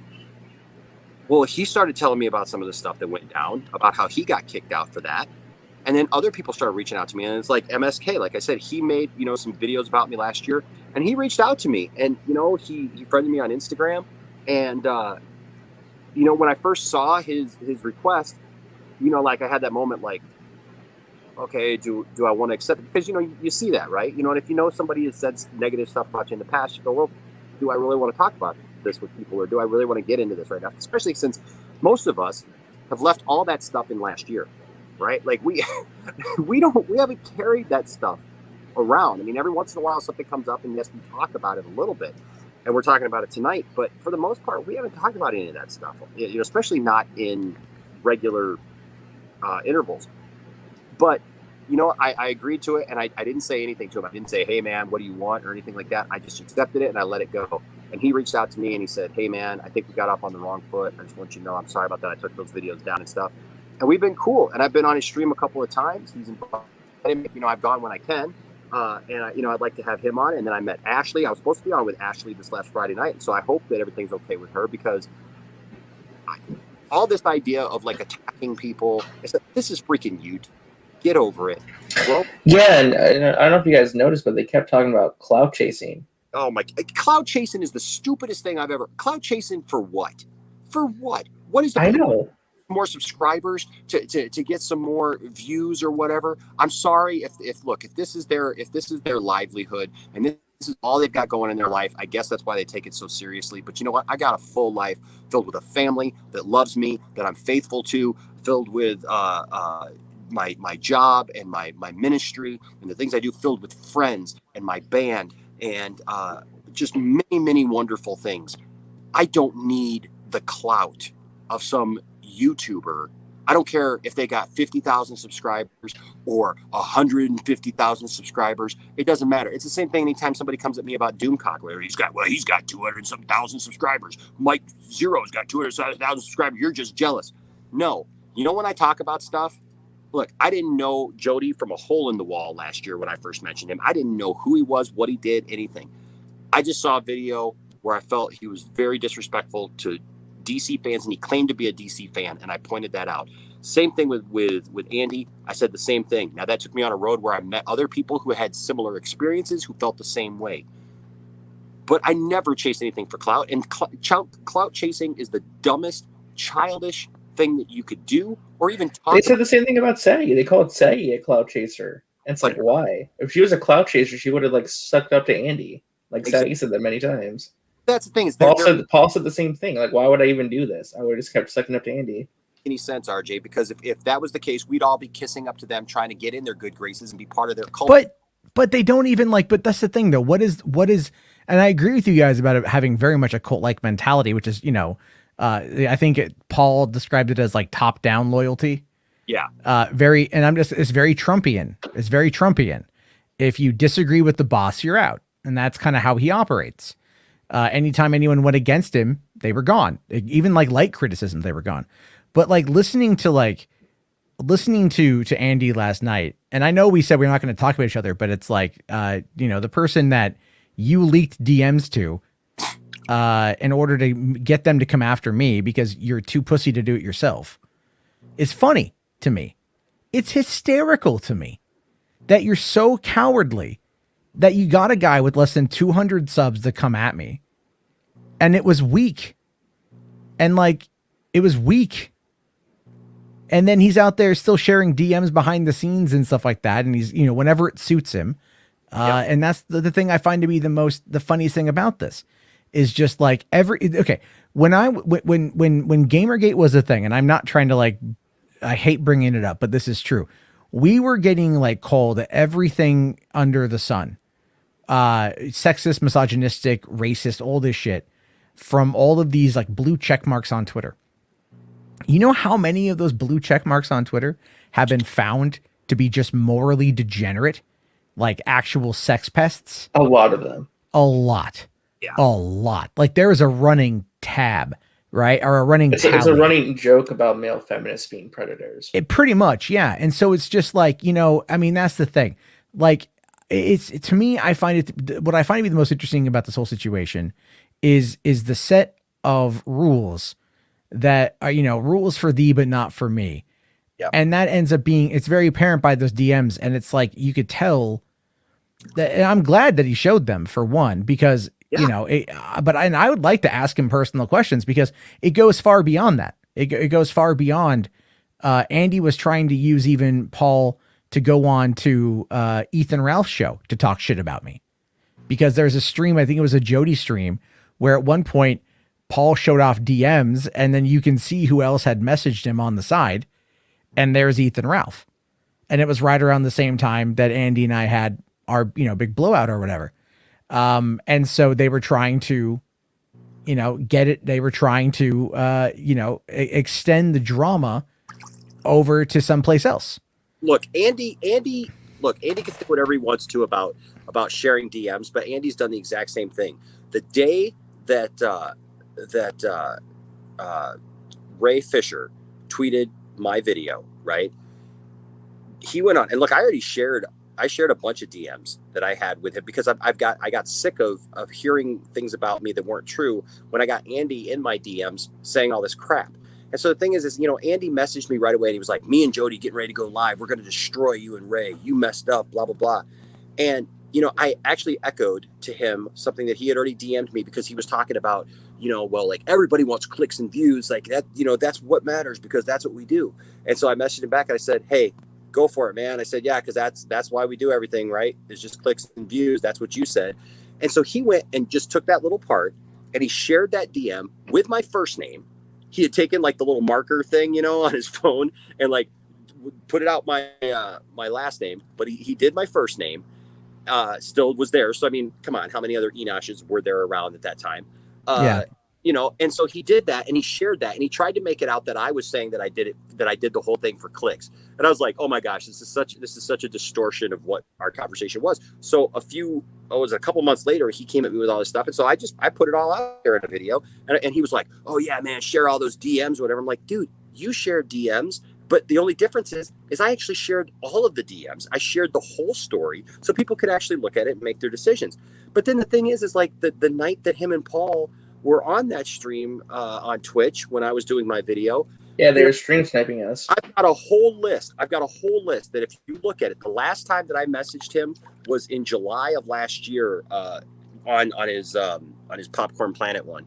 But he was messaging me from the Andy Signor. Or no, I'm sorry. He was messaging me from the Andy Signor one. And the last time I messaged Andy Signor Twitter was back in July of last year. Everything else had been through Popcorn Planet. But the thing is I got a whole slew, like literally you can scroll and scroll and scroll and scroll. And my messages are blue. There's no blue. It's like a book of just white messages from him over and over and over again. Some from that night, some from previous days, where what he would do is he would say what he wanted to say, call me a name, say something stupid, challenge me, and then block me. And that's exactly what he did that night. He said a bunch of crap. He blocked me, and it's still in my approval thing because it was sitting there. Because what he did was he had blocked me, and then he came back on. So I had already let him in, but now he had been blocked, and so we went back and forth. And it's just like it's just stupid. It's just so dumb. Like you don't want a conversation. You don't actually want to work anything out. I wouldn't trust anything that comes out of that camp for anything. Like if they told me the sky was blue tomorrow, I would go outside and check myself because there's no freaking way, because I just don't buy it. I don't believe it. And him going off on Paul, look, I'm not one for condoning, like, you know, people just trying to stir up stuff or whatever. And, you know, like there are times that there's private information that should remain private, but everything that was said to him in those things and that controlling demeanor and all those things, I'm sorry, but that kind of stuff is what is justifiable. What Paul. Well, did you guys catch the part where Andy said to Paul? I might be paraphrasing a little bit, but basically said, remember where you came from. I own you. It's like, what the heck, Andy? Like, you're really going to say that to Paul? I didn't see the part where he said I own him. I know that that's what. And I could be wrong. That could have been what he said. I don't know, but I didn't say. I just saw the part that he said, remember where you come from. And then, Paul was saying like he owns me, like he's going to tell me what I can do and what I can't do. And look, multiple people have said that now. Multiple people are coming out. Last year, there was a couple of us who were saying, look, these are the kind of dealings that we're having. But because of the interactions that we had with Jody and Andy, nobody wanted to listen to that back then, right? And we weren't maybe credible to them. Now there are people from his inner circle now that are coming forward, and there's been more and more and more from their circle of friends who are saying, look, this is the kind of stuff we've endured, this is the kind of stuff we put up with, and we're not going to put up with it anymore. And here it is. Deal with it. And I'm sorry, but you know what? I've always said this. If there's something that you put in a DM that you're scared might come out to you better be careful who you send it to. Because pretty much. Because you know what? That's the thing. There's a scripture that says that all things will be brought to light one day. And I don't care if you're a religious person or not. I believe that. I believe that, you can only hide on stuff for so long and hide behind, private messages like that or things that you say. And the thing is when you turn on somebody, and look how many times we've seen that in just the last couple of months, when the strife comes and people don't do what you want them to do, they're going to turn back. They're going to bite back with the only thing that they have. And so, yeah. And I will say this though. I'm not mad at Paul or anything else like that. Like he got played like a lot of other people have. But it goes to show you like the LUCA situation. I mean, like there's a lot there. Like I was rewatching that LUCA bit the other day, and when LUCA made the comment, like he's like, stop messaging me. Right. Cause like he just keeps messaging. Yep. And I'm like, that's what he did to me. And I showed that because I don't care about, I'm like, I'll tell you exactly what happened, but it's like, that's the whole point is like, if you show who he really is, then, there's everything else. So I'll tell you this though. It's like, I still think my personal opinion is that he had something to do or some knowledge of how my number got out. Right. It could be a couple different people, right? Him or Lewis is who it could have been. Quite frankly, those are my opinions. That's my deduction of the information that's presented itself. I have no evidence to prove it, but that's my theory and my opinion. Because you know what? That's the kind of scummy move they would do in this kind of manipulation of someone like Paul, who clearly wanted to be in on this. He wanted to be in the clique. You want to call, I'll be fair. You call it a clout chase because that's effectively what it is, but it's not a bad thing. I'm not saying that to be negative, but he wanted to be part of this clique of people that do this and that are popular, have an audience, so on and so forth. But the thing is, and he even said it tonight, he's all like, they don't want to get their hands dirty. They're access media. They don't want to get their hands dirty. And that's, again, very true. That's very true. None of them want to come out and actually address anything. Like Andy and his threat of blackmail towards me. Jody's threat of blackmail towards Max. Those legitimately happened. They're on stream. They're recorded. Yeah. But you won't ever get him to acknowledge it. He'll just ignore it and deflect. Because, well, I don't know if you guys caught this, but Paul exposed Andy as a hypocrite as well because he's all about show loyalty, don't share DMs in the scummy move. But he shared messages between, I think it was himself and Mara from Screen Junkies trying to expose Dan Murrow during the whole Screen Junkies debacle. It's like, well, Andy, you're doing the same thing. You're being a hypocrite when you say sharing public DMs is like scummy. Well, yeah, I mean, like he talked about I heard his little rant last night. He's talking about code of conduct and things like that. And I just, if I would have been Paul, I just would have been like, you know what else has a code of conduct? Your vows. Oh. Because you can't, I'm sorry. You can't come at someone with a code of conduct and talk about loyalty and talk about all of these things You know, I'm sorry, it doesn't work that way.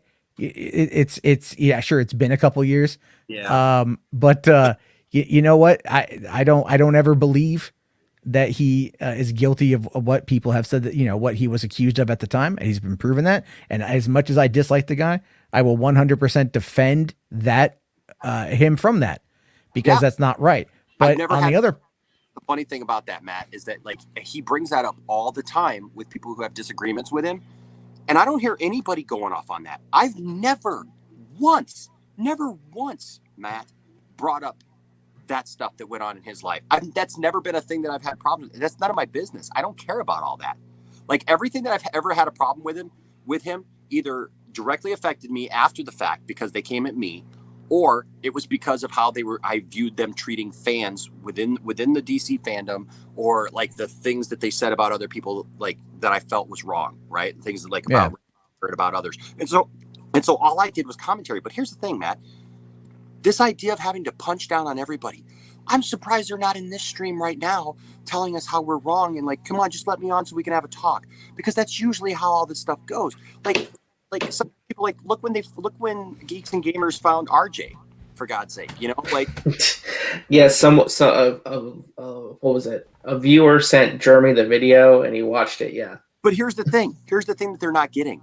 These smaller channels, these people aren't scared of them and are pushing back and are saying, no, we want good quality content, and even their own people are getting sick of it. That's why things like the Fandom Menace is falling apart, and like people are leaving in droves and going, I don't even want to be named that anymore. And people now are leaving these people like this, like Matt or like Andy and Jody, because they're tired of being punched down on.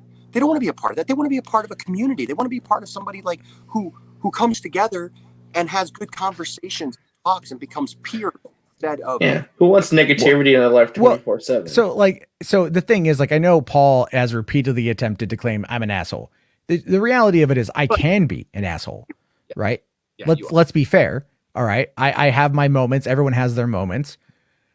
But it's also like, I also cut to the point in many of these situations, which is why I come across like an asshole. But at the same time, to sit there and try to, anyone who knows me personally knows I'm extremely laid back. If you listen to this show, I make dumb jokes all night long, you know, and I invite anyone to come on in and talk. Not right now. We're not doing the call-ins right now, but like generally I'll let anyone come on in and we'll have a conversation about whatever. Right. But I also don't like put it behind a paywall or run under the auspice of mental health, which that actually, I didn't know about that podcast till tonight. I didn't know about that. That's actually pretty disgusting, to be honest with you. Like, I mean, mental health is such a rampant issue right now that a person who gaslights and manipulates people who he views as being beneath him and will weaponize anything he can to hurt them, just to defend against his own actions, because he never wants to take accountability. Like, he'll take accountability for like the big ticket items, right? Because there's no way to not. It's like with me and the flagging. Yeah, I'll take accountability for that because that was a mess up on my part. The N-word thing with the polar bear, that was definitely bad on my part.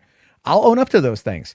But it's like so many little things that happen that a lot of people never really, you know, that get kind of swept under the rug because so many people keep referring back to the bigger things. Now, I know that's going to sound like I'm, I guess, outing myself or whatever. I'm not saying that. What I'm saying, though, is like in many of these instances, when you have that kind of big thing, it ends up being as much of a defense as it is an attack, because people out there, they won't ever really, unless they know you, they're not going to really objectively look at you outside of what they've seen from maybe other videos or things like that. That's what I'm talking about. And that's always unfortunate, because it's like, you know, if you just pay attention at all to anyone who talks about these people, you can see precisely who they are.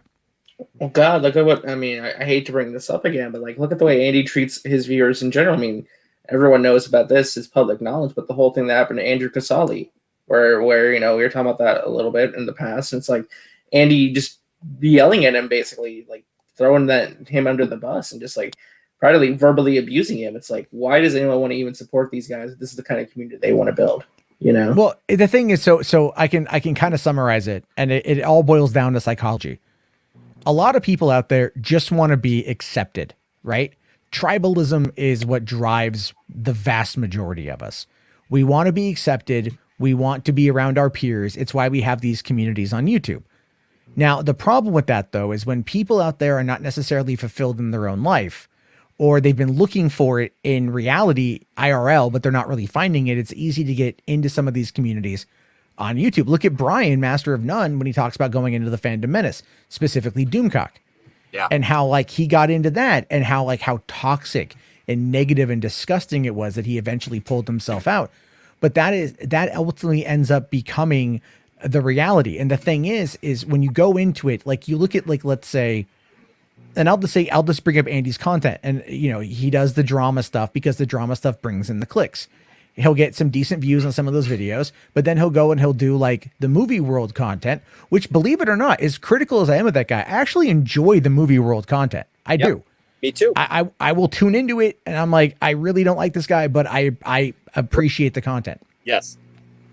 But the difference, though, is that, like, he knows that the negativity is what drives the views, which is why when Paul kept bringing up like Screen Junkies and Honest Trailers, he'll never let that go, because it's like, it's always going to be above him. It's always going to be something he's going to be desperate to get back to. And I get that too. Like on my other channel, I had 160,000 subs. Everything went down. I've got 119,000 now. The video's dead, or the channel's dead algorithmically. I just don't have much of an interest anymore.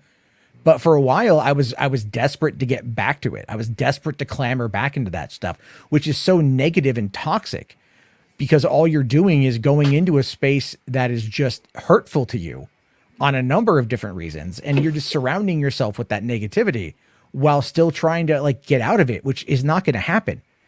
And so like, that's the whole point, is just like, and I think one of the DMs I saw Andy say he's having trouble getting work. Well, yeah. I mean, is he not with Fandom Wire anymore? I thought he was doing that. I thought, he was doing some other stuff, but you're a YouTuber who has a Hollywood Reporter article with your face on it that shows you as being accused of sexual assault. Even though that's not true, that shit is going to stay. And that's unfortunate. I just want to make that abundantly clear. That's unfortunate. And that's where I sympathize with them. I do. I have empathy and sympathy for Andy Signor. I do. I don't like the guy, but I have empathy and sympathy. And I feel bad for him. But it's like, again, it's like holding on to the past and keep going down that pathway. You're never going to get past it fully. You're just using it as a crutch. And ultimately, it's going to end up failing you, because you're never going to get that back. Like, I'm never going to get back to where I was on that channel before. I'm never going to do it. I may never get there with this channel. I don't know. Right? Probably not. But the thing is, are you happier with what you? I like doing the streams doing them nightly and everything else, hanging out, chit-chatting with people. Tonight's a bit more real than others, but it's like, I'm a lot happier just doing this stuff. You know what I love about this stream in particular is if they come listening to this, trying to find something on you or me or anybody and want to know what we're all talking about, they're going to have to watch an hour of me in a hot tub. Yes. They're going to clip this. They're going to clip this stream. Just Enosh in a hot tub. They get to talk about, oh, it's so cringy. Enosh, usually he's doing that Macho Man thing, but what's he doing in a hot tub? It's so weird. It's so creepy. I wish I had a hot tub. I just bought a water table for my kids. Listen, this is an inflatable. Not the same thing, but Tiffany bought this thing, and we had bought a used jacuzzi that we never got fixed, that we just couldn't get it fixed. It was like a real jacuzzi, but we just couldn't get it fixed. We bought it for like $50, and so she sold it because it wasn't really major anything wrong with it, but we couldn't get it going. We couldn't find anybody to fix it, so we sold that. And then Tiffany picked this thing up, man, and you know what? It gets the job done. When your muscles are sore at the end of the night. We've only had it for like a month or so, but yeah, man. So I was gonna come out here, and then I saw that you guys were on, and I was like, hey, I'm gonna stop by, see these guys. Yeah. Then I hear you talking about fleshlights, and hey, you never know what's gonna happen on Hollywood After Dark. That's the whole point. You gonna steal steal my lines? Sure. Why not? They're not copywritten. All right. Yeah, they are, by the way. Extra Lounge, yeah, it's kind of copyrighted. By the way, I was gonna bring up, I think there was a super chat earlier, Matt. Oh yeah. I know. I saw that. I'm so sorry. Let's see here. Melissa Lord, $2 says, Matt, #rip Mando, but I like other views. KK offed him your OPED. Okay. All right. Thank you, Melissa. I appreciate that.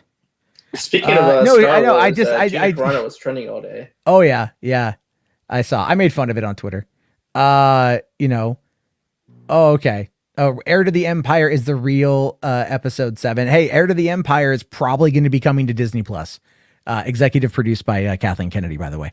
Yeah. So, I'm just saying. Hey, You're probably for everybody who's like, they just try to get so far away from the legends in the EU and stuff. Really, that's why I just got a Black Series figure of Luke Skywalker with the Ysalamiri creature from Heir to the Empire, and the whole cover is the Heir to the Empire cover, and then also they got a whole Legends thing about the Crimson troopers and stuff, and I got these 2 new things from Disney Store. But I tell you what, I love that Luke figure, and he comes with a little Salamiri, from that story and everything. Yeah, that's where they're going with this. Like, seriously, it's where they're going. So nice. Well, they're doing a lot with it, and I'm happy with it. I don't know if you guys saw the Bad Batch. Oh, I did. I yeah. did. Okay, you did, because I know TW wanted to come on to talk about Bad Batch, and I figured that could be the last little bit of the show talking about Bad Batch, because it's a great episode. I wish I would have. You did see it? Yes, I did. Yes, okay, I'll tell you this though. I wish. Spoiler. Yeah, I really wish I would have been on camera watching that, because I literally gasped at that bit. But we'll get to that. Rainbow Gamer. I totally watched Bad Batch. I kept meaning to. But one of the things I wanted to kind of touch upon here is the other day I was kind of manic about trying to find things to talk about, and I just kind of did this random stream of consciousness about The Mummy, which I love The Mummy, by the way. And someone actually posted a comment today saying that they watched the video of just me rambling about it, and they went out and they bought the 4K box set of the trilogy. Nice. Because I inspired them to go and get it. And like, that's cool, man. That's great. Like, for one, physical media, absolutely. And 2, that's awesome. Like, that's the power of positivity. I'm sorry. It's going to get people hyped up to like get in on this stuff, like, yeah. I love Bad Batch. I love Mando. I love all that stuff, like Clone Wars and stuff. I'm like, I want to get the figures, like not all the figures, but like there's some that I really want that I'll eventually have to track down. Got them. They're great figures. Well, the ones I want like the Mandalorian Sith, the Maul Mandalorians from the Siege of Mandalore arc. Yep. Hard to find. And they're hard to find, yeah, because I don't know where to get them around here, and I didn't have any money at the time, so I was like, ah. A lot of it, Matt, is you gotta order a lot of the stuff online now. But but you know what? Big Bad Toy Store, Entertainment Earth, those are your places right there, man. I think you can still get that stuff. Probably. It's something I want to get eventually. It's just like, because I really enjoy, like, when I go, I see Funko Pops don't really interest me. Yeah. I've been to their store in Everett a couple times. I really like going. I think it's a lot of fun to kind of nerd out on what they have. Sure. But like, only specific ones kind of get my interest. And that's like the Mandalorian stuff gets my interest. But it's, I was at 7-Eleven the other day. Oh no, sorry. Back during when the show was on, so like 6 months ago. And they had a whole bunch of like Mando Pops at Sebi.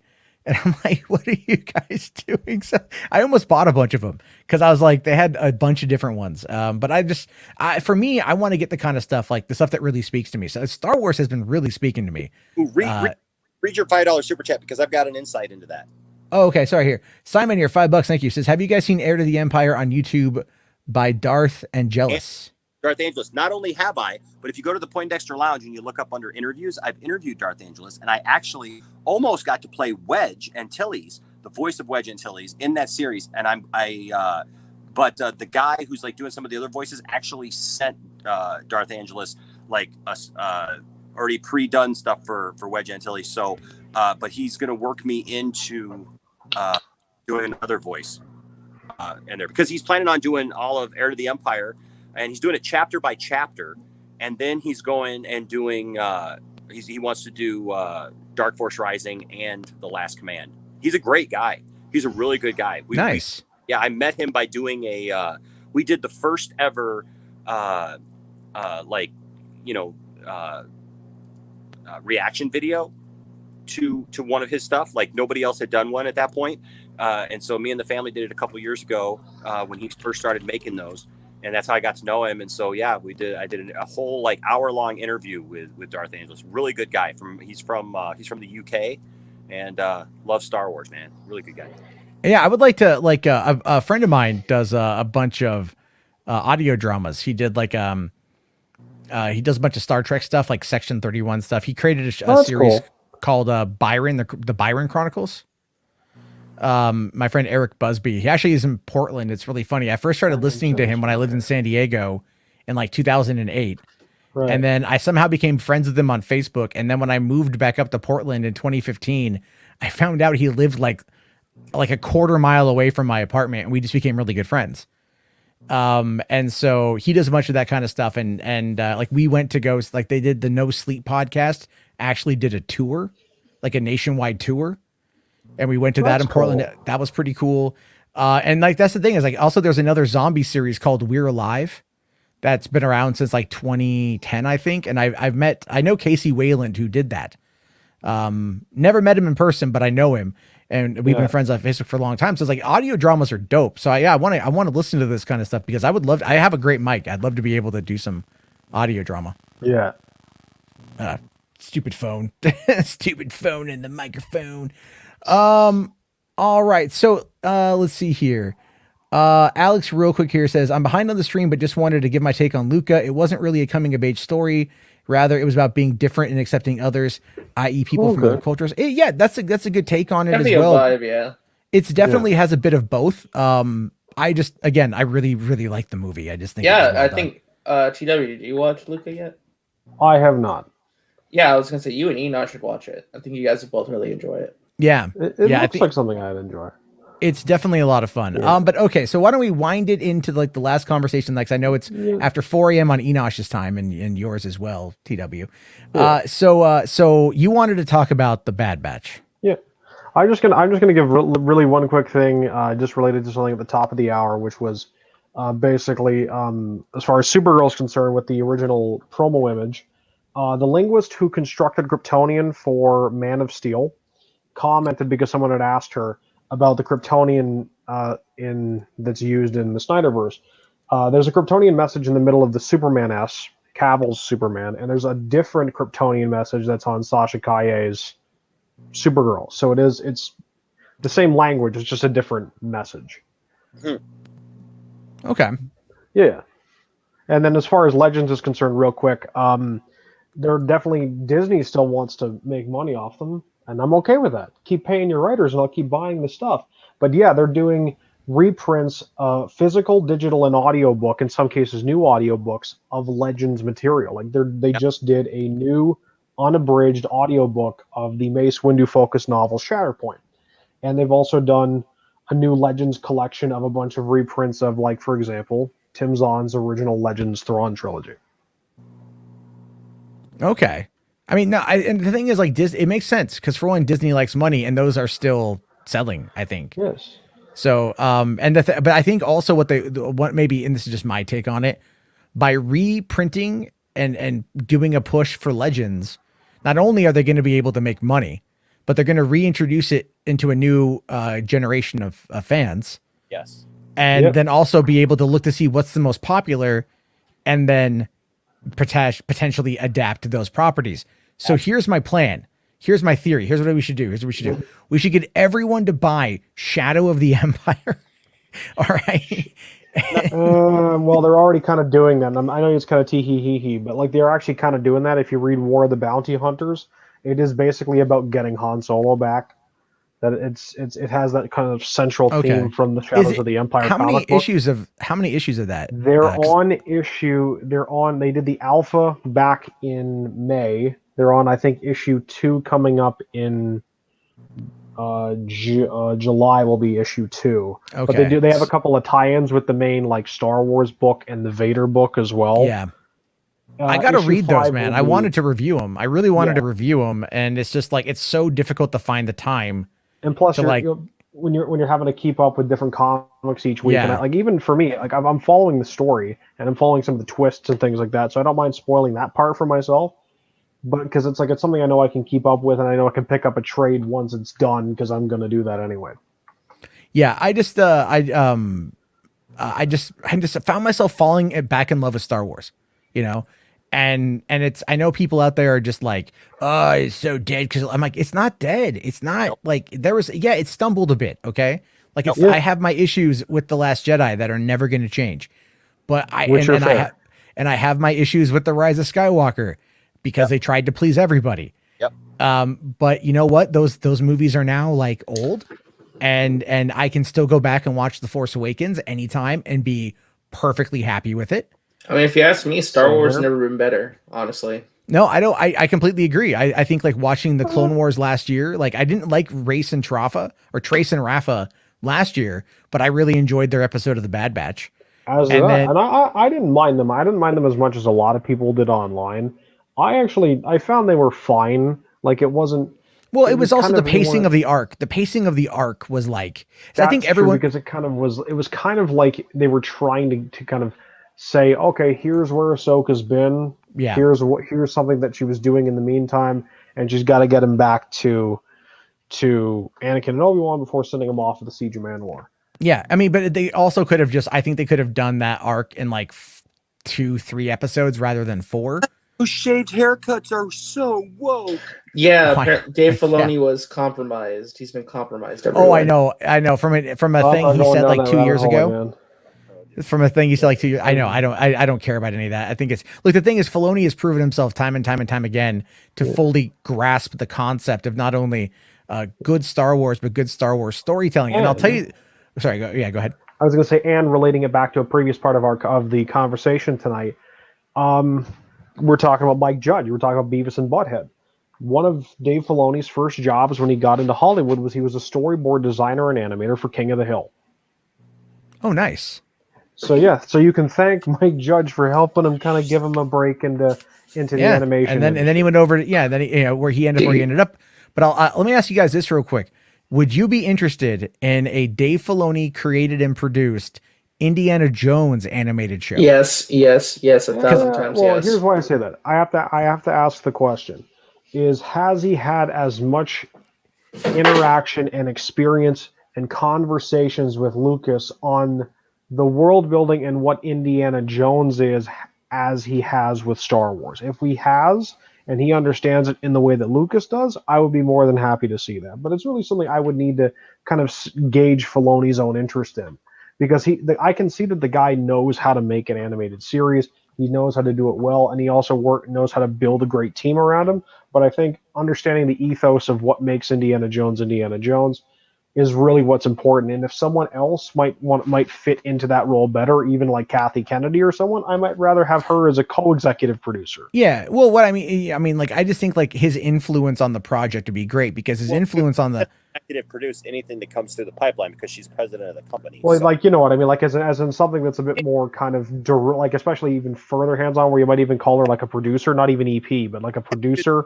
That's the whole point. She's not the creative though behind it. She's a producer, and this is what people I think keep forgetting about the separation between what Kathleen Kennedy does and what it's perceived that Kathleen Kennedy does, because she's president of the company. She runs the company.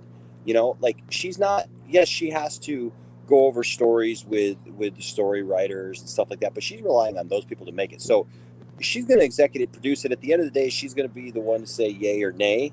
You know.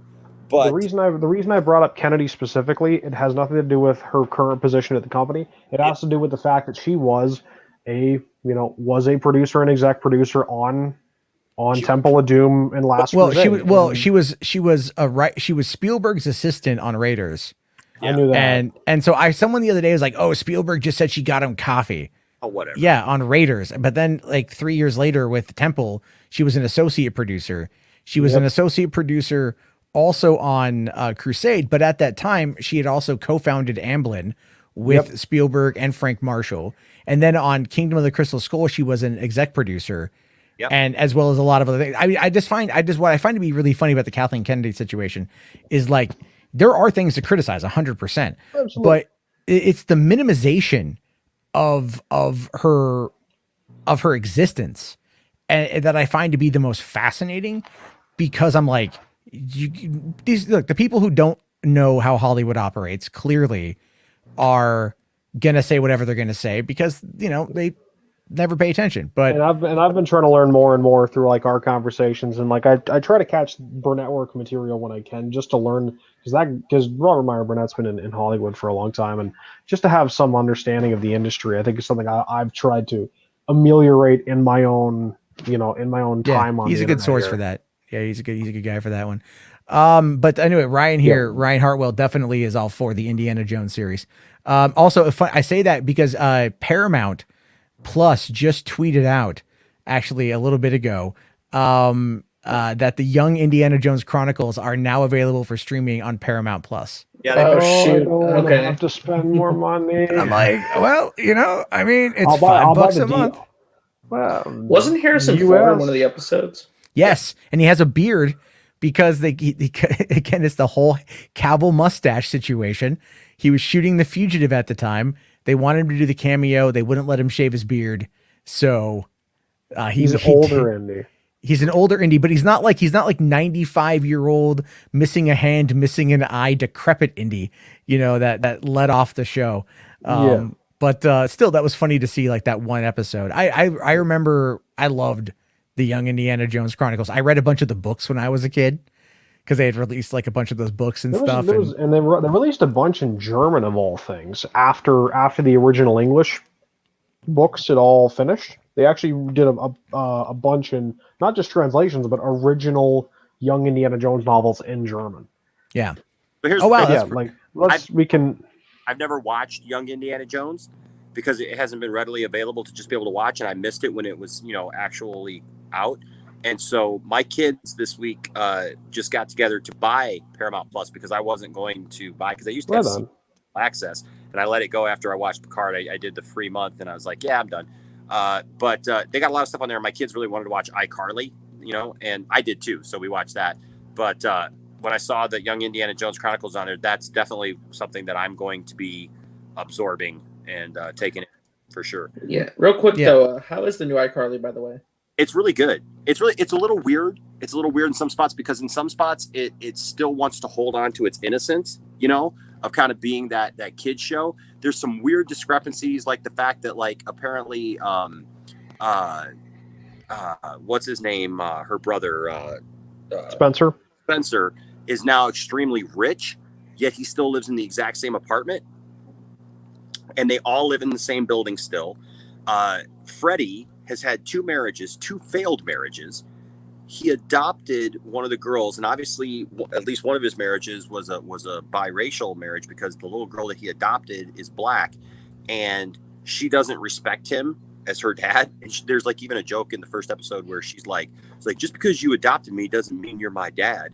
And he's kind of like, yeah, it kind of does, but he still looks like he's like 12 years old, but with like a facial scruff, Yeah. So then the other weird thing about it is that like Carly's kind of dating all these people, going through all this stuff. They've brought back a lot of old cast, people who were on the show, guests and stuff on the show. But what's weird is like they've had a couple of very adult jokes on it. So it's weird that like they try to hold on to the innocence a little bit, that kind of squeaky cleanness. But at the same time, like they've got Carly at one point, she calls herself a bitch. And it's like, what? It's very awkward because it's coming out of Carly's mouth. Like, what? What'd you say? Yeah. So I'm thinking what we'll do then is real quick. I know it's your show, Charbo. I don't want to hijack the thing, but I'm saying you have just a super chat there, and then I think we can bring it around to Bad Batch again. Guys, yeah. Die. I'm outside, so my phone's gonna die. But hey, hot tub streams. I think I'm digging it. Might have to see some more of this. Thank you, Matt, for having me on. Good comment. Thanks for feeling comfortable enough to bear it all on the streaming, Nosh. Attaboy. Yeah, man. It's coming soon. See you on the. Yeah, no. Hey, thanks, guys. Appreciate you, Matt. And hey, you know what? And to everyone out there, as I think more and more we're going to see people coming over from different sides, who are going to be checking us out, because we've been very vocal in the past about some of these people, about some of these things. You know what? We're not here to argue with everybody and to yell and scream at everybody. I think most of the people on our side are pretty much over the whole thing, and we just want to move on. The only people still yelling about stuff and still bringing stuff up are, well, the people who are pushing you out. So just think about that, and you know what? We gladly welcome you. And like I always say, everybody's welcome at the Poindexter Lounge. And we get freaky and we come over here to Hollywood After Dark every once in a while. We get in the hot tub, get half naked. You know what? See, notice how we talked about the Riley Reid fleshlight, and then he gets in the hot tub. I'm just saying. All right. All right, Enosh, we'll get the hell out of here. Go to bed, man. We'll talk again later. All right. All right, guys. Yeah. See you later. See you, Yeah, buddy. appreciate it. Have a good one, man. See Thank you you very tomorrow. much. All right. Real quick here. McLeod, $5. Thank you so much. Says 2 words, Logan Wolverine. Indy 5 is going to be good in the hands of James Mangold. Yeah, that actually has me. You know, they're pretending all of a sudden that he was never a good director, which is hilarious to me. Yeah, well, that was the thing too I was laughing about. So like when the Fandom Menace, especially like Jeremy was going after him, the last movie that Mangold did was Ford v Ferrari. And he praised that movie to hell and back in the fall of 2019. Finally, a Hollywood movie that's not SJW. Yeah. Let's clap for it. Support it. Yeah, it's so then it's like, oh no, but they put Phoebe Waller-Bridge, or he, I don't know, defended the property, and now he's woke. It's just, again, all these people, and I agree with Enosh, it's like, it's so boring at this point. The Andy thing was interesting from tonight because it's like, I genuinely feel bad for Paul. That is where I'm at with it, and that's where I'm going to leave it. And if he ever wants to talk, I'm down with it. But that's where I'm at, is like, I feel bad, and I feel bad for anyone else who's going to come out and is going to have been, feeling like they've been taken advantage of. And so, there's a lot more positive conversation out there. We just have to dive into it. Yep.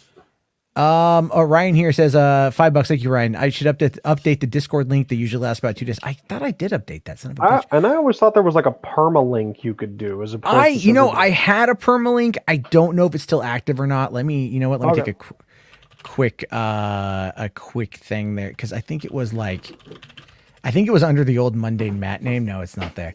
I'll have to get one of my mods to make a permanent link. And they're good. But also, Ryan, I went to the PO box today, and I literally got there, and they had just closed by like 5 minutes. And I'm like, yeah, what it is my PO box used to be 24 hours, and then COVID happened, and they said no, we're just locking the door because in my area there's a lot of there's a decent homeless problem in the Olympia area, and some of them kind of sleep out there. Okay. And so I think because you can kind of go inside and like sleep, and like no one would know you're there if you knew where to kind of tuck yourself. Yep. So I think they just did it for safety purposes. So I'll go back tomorrow because I'm going to be out running some errands. So I'll be able to do that. But thank you very much. And thanks to Enosh again for coming on. That was a lot of fun. Yes. Inflatable hot tub. That's not something I knew I wanted. Now I didn't know they inflatable hot existed, tub. frankly. Yeah, I mean, like, I don't know That's where I cool. would put an inflatable hot tub, to be honest with you, in my property, because I live in the forest and it's weird. But at the same time, it's like that'd be kind of cool to. I could probably fit it on my deck, sit out there and just hang out. But anyway, so yeah, let's kind of wind it back over to the Bad Batch because Yes. Oh my god. Like I figured that like at some point he would return.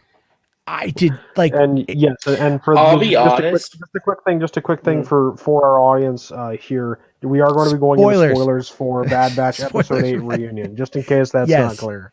It's like I didn't do a review of it. I wanted to talk about it last night, but I just was tired last night. But damn. I don't know what it was, but like I should have figured that character would come back.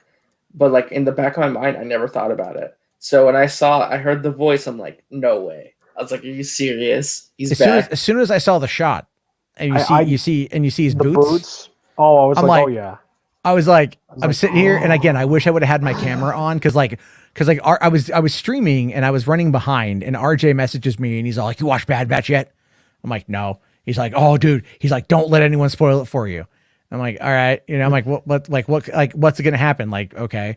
So I'm watching it. Not only was it just a very well done episode that had a lot of tension in the whole episode, like if the fact that Crosshair was able to outmaneuver Hunter was just nuts to me. Yeah. I have thoughts on I was shocked at just how ruthless he'd become. Like not even just as a strategic level, kind of, like out kind of thinking 2 steps ahead, but even like when Omega's like, "This is not you." First words out of his mouth, Shoot the kid. for the kid. Aim for the kid, like, yeah. I was like, whoa. But also the part where he turned the engine on, he got burnt. I was like, oh shit. Yeah. Well, what kind of cracked me up about that though was I'm wondering if like if they cranked up the intensity on the inhibitor chip, Probably, most likely. because that's what it feels like. Because they were Well, kind they of did. Like that. That was what Tarkin said. It's like, can you strengthen the intensity in the first episode? It's like, can you tune it up? Yeah, do it. and so that's going to make him far more like when when they go to the rebels or the Saw Gerrera people, and they're like, he's like, kill him, and they're like, nope. The one guy's like, the one's like, why? They're civilians. Bang. Okay, you guys. Shoots the mutineer and says, all right, you guys do it. So he's going full on. Like, I mean, like I'm like, holy crap, you know what I mean? Appreciate like, is there any saving Crosshair, or is he too far gone? I believe it's possible. I mean, we'll start if they redeemed Kylo. They could save Rex. If we're going to compare apples to apples, if they could bring Rex over, because Rex was starting to snap when Order 66 happened. Yeah, but we never saw Rex go full psycho. That's true. But Ahsoka was able to like help him out, and then they got through all that, and so so we never saw him. But that was the whole thing with Rex saying in the last episode, like, I've seen what this can do, you know, and again, like that, the last episode of the Clone Wars was so effing good. I was speechless because I had seen clips of it beforehand, but seeing it in context, I was genuinely speechless. Yeah, it's so crazy, like how well they put together like the last season of the Clone Wars. I don't ever want them to touch that show again. As much as people like want them to kind of bring more episodes and more episodes, I don't want them to touch it again. You can't. Ended it so sweetly. You can't. No, after that ending, you totally can't. But there is a bit of I don't know if it's a continuity error or something where it's like, and maybe that was just like what Ahsoka did. So at the series finale, when Vader shows up, like months and months later, when they find the ship, and like he finds all the bodies that they buried. Yeah. And then he finds one of Ahsoka's lightsabers. In Mando, when she pops up, she's got both. Those are different lightsabers. Oh, she built entirely different lightsabers by the time you get to Rebels, because she's in Rebels.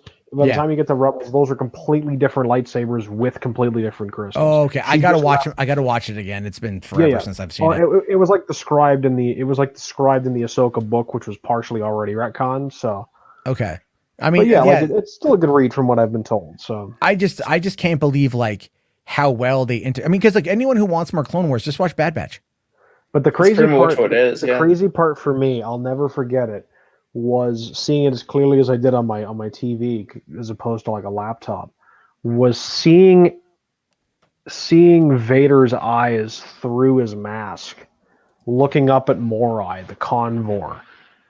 Like the owl creature flying in the sky. I was like, wow. I mean, like just beautiful, how far he's gone, and like it's kind of what I think a lot of fans have interpreted it as, is that was the moment more than even like what happened with the end of Revenge of the Sith, of where it all sinks in. It sinks in how Sidious has duped him. Yeah. And it just goes further and further and further over time. Now, one of my, I guess I could say, like, I've seen people say this, like, we need more of like a Vader backstory. We need to see what happened. What? I'm thinking like what's left between the fact that you have the Vader Dark Lord of the Sith comic, which Charles Soule wrote back 2017, 2018, which takes place in, like, right after Revenge of the Sith, leading up to like probably around almost Fallen Order, but not quite that far. Okay. And it basically gives you the first couple of years. There's a book called Lords of the Sith, which was a book between Vader and Sidious. There is a lot of material with respect to looking at the gaps, like Star Wars and Vader. The 2015 runs take place between A New Hope and Empire. The 2020 runs take place between Empire and Jedi. So there's been a lot of filling it out in canon. It's just not in animation or live action. Yeah, I again, I need to go back and like read those. It's those a books. lot, and I'm not saying like it's a large amount of material. Think about it. It's been over the course of 6 years they've been building this thing now. Yeah, I know, and yet like that's the thing I don't get when it comes to like the sequel trilogy. There's a plan clearly with the comics. There's a plan clearly with the books, the new canon, right? And yet, like, somehow the movie just totally like skipped over that. Like, I know there's a new comic that's gonna have like or a new issue that's gonna have Admiral Holdo, like when she was younger. I can buy that. Well, because she's in Leia, Princess of Alderaan by Claudia Gray. She's known Leia for years. I mean, since Leia was young. Yeah. So like it would be unsurprising.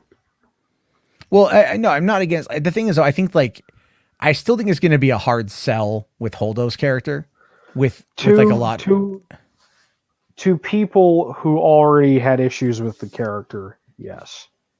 Yeah. Oh, real quick here. Hey, Kira, what's going on, man? Long time no see. Hope you're doing well, buddy. I just saw him pop in. Yeah. Well, that's the thing too. Is like, I mean, looking at like the here's my question. Do you think at some point they're going to tie in something to Jedi Fallen Order? Like, is Cal Kestis, is Cameron Monaghan going to come in and yes, 1000%. I don't know if they're gonna do it in the Bad Batch because he's younger in the Bad Batch, or he would have been younger at that time. Yes, he would be about the same age Kanan was when you see him when you see him as Caleb Doom in Bad Batch. But also he'd be the same age roughly that that Omega is as well, around that same age range. Yes, well, not really because she's from one of the final batches. She's quite a bit younger. Oh, okay. Well, yeah. So I mean, it's like, but we don't know also the rate of her acceleration in regards to cloning. You know, because like with Django wanted Boba to not have any age acceleration to grow as normal, to be treated as his son. So there's going to be that. Now, here's my question though, going back into the Bad Batch, because I mean, by the way, Cad Bane is the shit. I love Cad Bane. Cad Bane. And he had a little robot with him. Yeah, he did. Which was great, and then like when he blasted Hunter, like just got Hunter. I thought like he that. died. I genuinely thought he died. I'm not lying. As much as it would have hurt to see Hunter go, I would have stood and applauded the sheer intestinal fortitude to do something like that as effectively a mid-season finale, season 1. I would have stood and applauded. It was nuts. I was like, holy crap! Like, you know, and then also the shot from inside the visor was very reminiscent of Republic Commando. Yeah, and a lot of fans got vibes off that. Yeah, everybody talked about it because I've never played Republic Commando, so I don't know. Oh, okay. So Republic Commando is I know it was kind of like Star Wars's sort of Call of Duty, and I say Call of Duty more like Halo. More like Rainbow Six. Yeah, well, that's true. Original Rainbow Six, not Siege. Yeah. So it's like the thing with Republic Commando is SOCOM. Yeah, SOCOM is I think a good example of that. And God, I would love them to bring back SOCOM. Oh my goodness, they brought SOCOM back. I'm like, all right, let's do this. We're ready. The guys who were working at Zipper Interactive before or after Sony closed it, they've done another SOCOM ripoff. They've done another SOCOM clone. It's on PC. They're trying to get it to the PlayStation console market, before we return to Bad Batch quickly, we were talking about former PS2 franchises and that generation of console franchises. Deep Silver has reestablished Free Radical. They are currently developing a brand new Time Splitters game. They aren't they also remastering Time Splitters 2? I think they're going to do both 2 and Future Perfect, but don't hold me to it. I like the Time Splitters games. Those and again, before we get to Bad Batch, McLeod has a super chat. Oh, thank you very much, McLeod. Let's see here. Okay, McLeod says, I laugh at how Theory, and I'm assuming he's referring to Star Wars Theory, really dislikes how the current Vader comics are trying to tie into the Rise of Skywalker with Vader meeing the Eye of Webbish Bog. Well, because they have to tie it in, dude. It's all corporate synergy. It doesn't make me upset. If anything, I've said I like that expansion because I like the sequels. I like to say I'm somewhere probably between Enosh and Goldman as far as like. Wait, what's the Eye of Webbish Bog again? Oh, I'll break it down for you. Basically, in the novelization of The Rise of Skywalker, it was actually a deleted scene for the film as well. In the longer scene of Mustafar at the beginning of the film, Kylo Ren runs into a being called the Eye of Webbish Bog. It is the being that is guarding Vader's Wayfinder. Vader meets this thing on Mustafar right after Empire Strikes Back in the new Vader comic book. So like that's sort of one of the major things that they're tying into, along with several other things related to the sequels. But you know, if you guys don't want me to go too heavy in the comic spoilers, we can skip past that right now. Okay. Yeah. I mean, the thing is, it's like they're going to have, I mean, people were losing their mind at Mando season 2 when we saw the clone and everyone's like, oh, I know exactly what that is. It's Snoke. Yeah. It's totally Snoke. And it's like, oh no, I'm actually okay with this because I mean, I was like, yes. I'm like, bring it I like in. the synergy. Yeah, give me something. Like, here's the way I view it right now. Like, there's no way in my mind to go back and fix The Last Jedi for the story problems that it has. Canto Bight, and I've talked about that multiple times on this program. My fixes for The Last Jedi, which I still think would work really well. However, if they're with let's say like Filoni and Favreau, if the plan at Lucasfilm is to start tying it all in, and they're laying the groundwork for tying into the sequel trilogy, those are the two people that I want doing the groundwork. Yeah. That's the whole point of Clone Wars. The animated Clone Wars fixed the prequel era. And guess what it did? It brought so many people because I mean, TW, I'm not too sure how old you are, but I mean, I'm 27. Oh, you're 27. Okay, so 2002, you were a kid. Yeah, I was a wee lad. Yeah. Yeah, and RJ, you were also a kid. So I was like, what, 3, 4? Yeah. So in 2002, I was 20. So when I saw Attack of the Clones, like, I can't believe that's hitting 20 next year. I know, dude, tell me about it. I turned 40 in next March. All right. Like my hair is getting grayer. I mean, it sucks. However, the thing is like, I remember going to see Attack of the Clones with a bunch of my college buddies.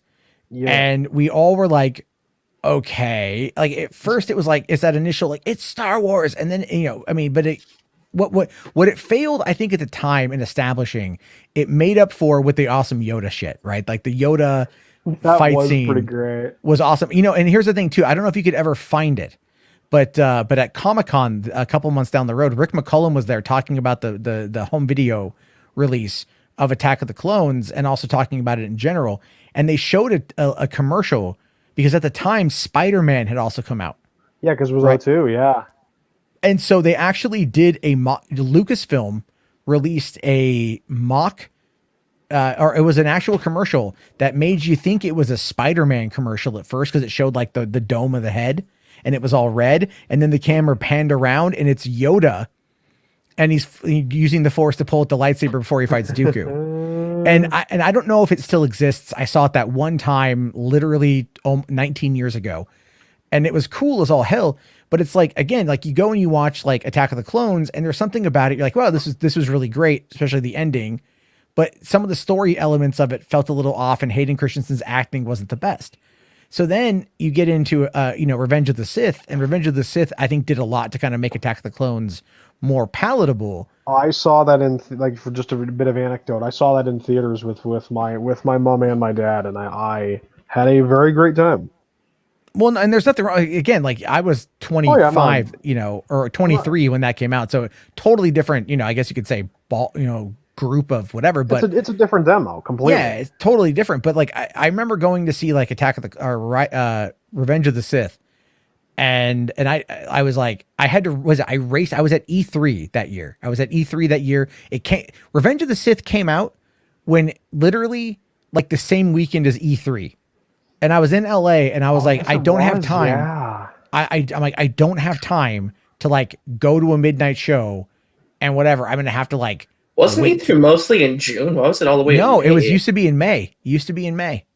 They only pushed it to June, last couple of years, but like it was mostly in May. I mean, my very first year I was in high school and I took literally the day off of school. It was a Friday and I was a senior and I was like, I'm not coming in on Friday. I'm going to LA.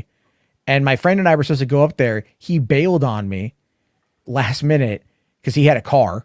So I had my mom take me to the Greyhound station in downtown San Diego. I boarded a Greyhound. I took it to LA, never having been to LA before in my life. I took a taxi cab over to the convention center. I bluffed my way into E3 also I could meet Bruce Campbell. I'm not making that up. Oh, I do remember that part of the story. Yeah. And then, I hung out there because I'd also been on this one forum for a Dreamcast game called Armada, which is one of the, and the developers are working on Armada 2 and they were there. And I actually ended up hanging out with them that night for a while, just to kind of kill time. And then I ended up on the Pearl Harbor set on the way home. Weird day, fun day, crazy day. But the point is, it's like, it used to be in May. And then, I raced home from E3. We had it at the drive-in. It was playing when I drove past it, and it was like right when Yoda and Palpatine were fighting, so I had to like not look at the screen as I was driving home. And then the next morning I got up, I went to go see it. Like I just like immediately ran to go see the movie, and I liked Revenge of the Sith quite a bit. I thought it was a nice end, but man, like the Clone Wars, look, I'll be honest with you guys. The Clone Wars was one of those movies or one of those shows that it didn't hit its footing. Like I don't think I would have stuck with it if I were actually like watching it week to week when it came out. It was very difficult to watch week to week when it came out. And for full transparency, there's first there's a super chat. Second, to quickly say something, I didn't watch it week to week. My issue with like for example with Ahsoka was never the issue of who she was as a character. My issue was always why didn't narratively speaking, I'm aware the character wasn't created yet. Why didn't the Order talk about it at all? And they didn't really answer that till season 5, and then I'm like, oh, good, they answered it, but they really could have said something at the beginning. Yeah, well, for me, like I didn't start really like I tried watching. Like I remember when the movie came out in 2008. I watched the movie in theaters actually. At the drive-in. We had it at the drive-in. I talked my boss into getting it. My boss was like, I don't know if I want to get it. And I'm like, dude, it's Star Wars. He's like, yeah, but it's cartoon Star Wars and it looks like shit. I'm like, yeah, but it's Star Wars. When's the last time a Star Wars movie came out? It was like 3 years ago. Never not weird seeing a Warner's logo on that movie. Yeah, that was super weird. And then he's like, okay, he got it, and then it didn't do very well for us. But I got to watch it a bunch, but at first I liked it, but I didn't love it. Right? It was a hard thing to do. And then when Disney Plus first dropped, and they put all the episodes of Clone Wars on there, and they have the watch order, I started watching it on day one with the watch order. But I started with rewatching the Clone Wars movie before I realized there was a watch order. Yeah. And then I went back and I started up again. But going back on it, I'm like, yeah, the movie's really not that bad. It's just like you have to get used to the Ahsoka character. Yeah. And it was definitely more kid friendly in the first season. Yeah. I'll be back in a second. I'll be in chat. I just have to step away for 1 second. Sure. I'll be right back. So if you want to keep talking, I'll be. Yeah, I want to get to McLeod Super Chat here. Thank you very much. So apparently Star Wars Theory didn't like the Snoke clone in Mando Season 2 either. LMFAO, he has such an illogical hatred for the sequel trilogy that he doesn't consider any connection to current and future Star Wars content to the sequel trilogy as canon. Yeah, is that true? He does. Yeah, no. The thing is though, he's also like, look, there's such a hatred for the sequel trilogy that like, and I think I personally think that the hatred for the sequel trilogy is going to diminish over time. I think that. What about Luke fans though? Okay, listen, like, I mean, there's certain things that can't be changed. Okay. Yeah. There's certain feelings that you'll never be able to like reclaim or you ever be able to fix. And if they find a way to magically do this, then it's going to be fascinating. But I'll tell you this though, the reason why the Luke thing is important because, you watch like the Last Jedi and he dies randomly with like no explanation at all. If they would have said, look, here's the thing. If there would have been a line of dialogue that would have said like I can't reconnect to the Force too fast. If so, I could kill myself. Right. Like it could be that like the door is shut. I have to reopen it slowly. All that all at once could hurt me sort of thing. If there would have been a line of dialogue that would have established his ultimate fate, it would have made more sense. Him just zipping off into, the distance of nothing. It was an insult to fans. That's the way I view it. Now, and I'm not the only one because the fact that when they brought back not even the best de-aging of Luke, I've seen deep fakes that have fixed those problems quite a bit. But that Luke Skywalker, just that appearance of Luke made me actually cry. Like Star Wars Theory cried. A lot of other people cried. Like that shows you the impact that Rian Johnson's very poor decision had on the fan base, And so it's like, that is something, those feelings from Mando season 2 are massive. And I get where Star Wars Theory might be coming from, but at the same time, if they can find a way to make me cry and unapologetically cry, like had I been on stream, had I been on camera, it would have been like I got my silver play button all over again, It was, I think even worse than that. It was just, it hit me and I'm all like, I got to like pause it. There's too much crying. but it's like, it shows you that there's still that deep love and that deep connection to the franchise. And it's like, all people want is for the characters to be treated well. And you know, and to get their hero moments and all that kind of shit. And I get that. I think that if Filoni and Favreau are going to be able to actually navigate the franchise, and they probably won't see it through all the way to the end, let's be fair. But if they're able to navigate the franchise and lay in enough of a groundwork that is able to connect it in a way that feels not only genuine, but as something that kind of ultimately like respects the fan base, and doesn't just try to please everybody for the sake of pleasing everybody, then I think we're going to be in for something that is going to be pretty fascinating. And I think a lot of that's going to be these early Disney Plus shows. I think Lando is going to end up being something where we get to see him team up with Luke. And they're going to go after Ochi and the Blade. We're probably going to find out how the Blade in The Rise of Skywalker was manufactured, because, that's still a really weird fucking plot hole.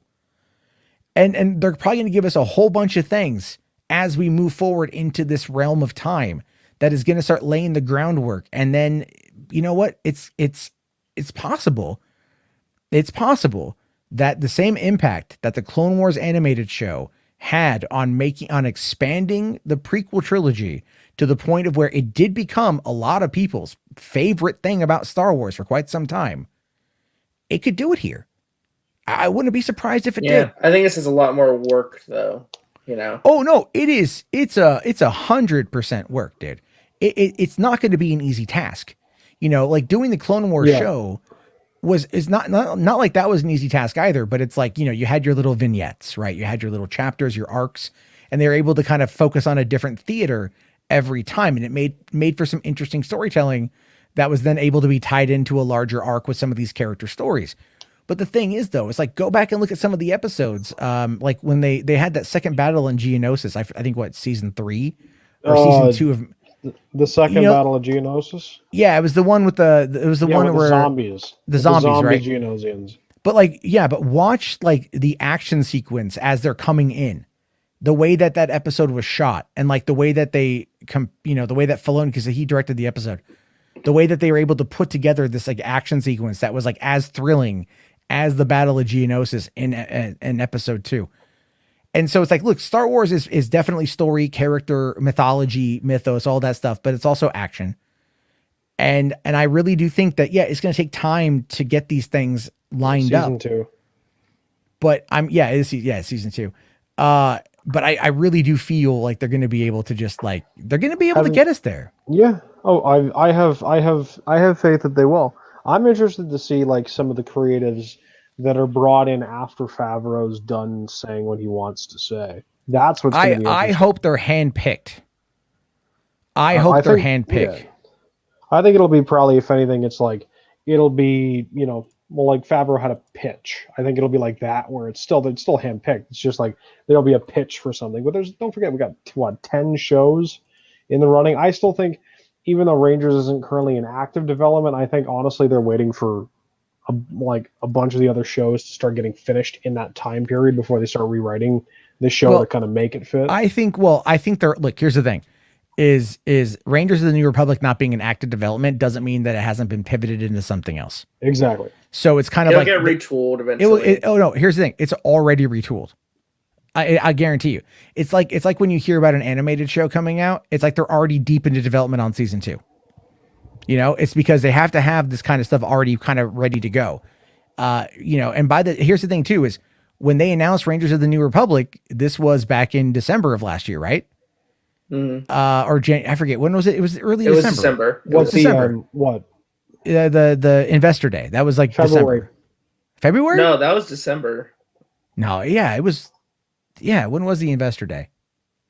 I could have sworn it was like November or December. Well, here you go. I'm looking up a video that this is just real quick. Like, I'm not going to show anything. It was from this was talking about Ray Fisher, the investigation being completed, and Disney December. It was December 10th. December 10th. Was it December? Yeah, because it was right before the season finale of Mando. That's true. Yeah, because they had talked about 10 shows, only showed 9. Season finale. Book of Boba was show number. Yep. Yeah. We just had the season finale. That's what it was because they talked about that then.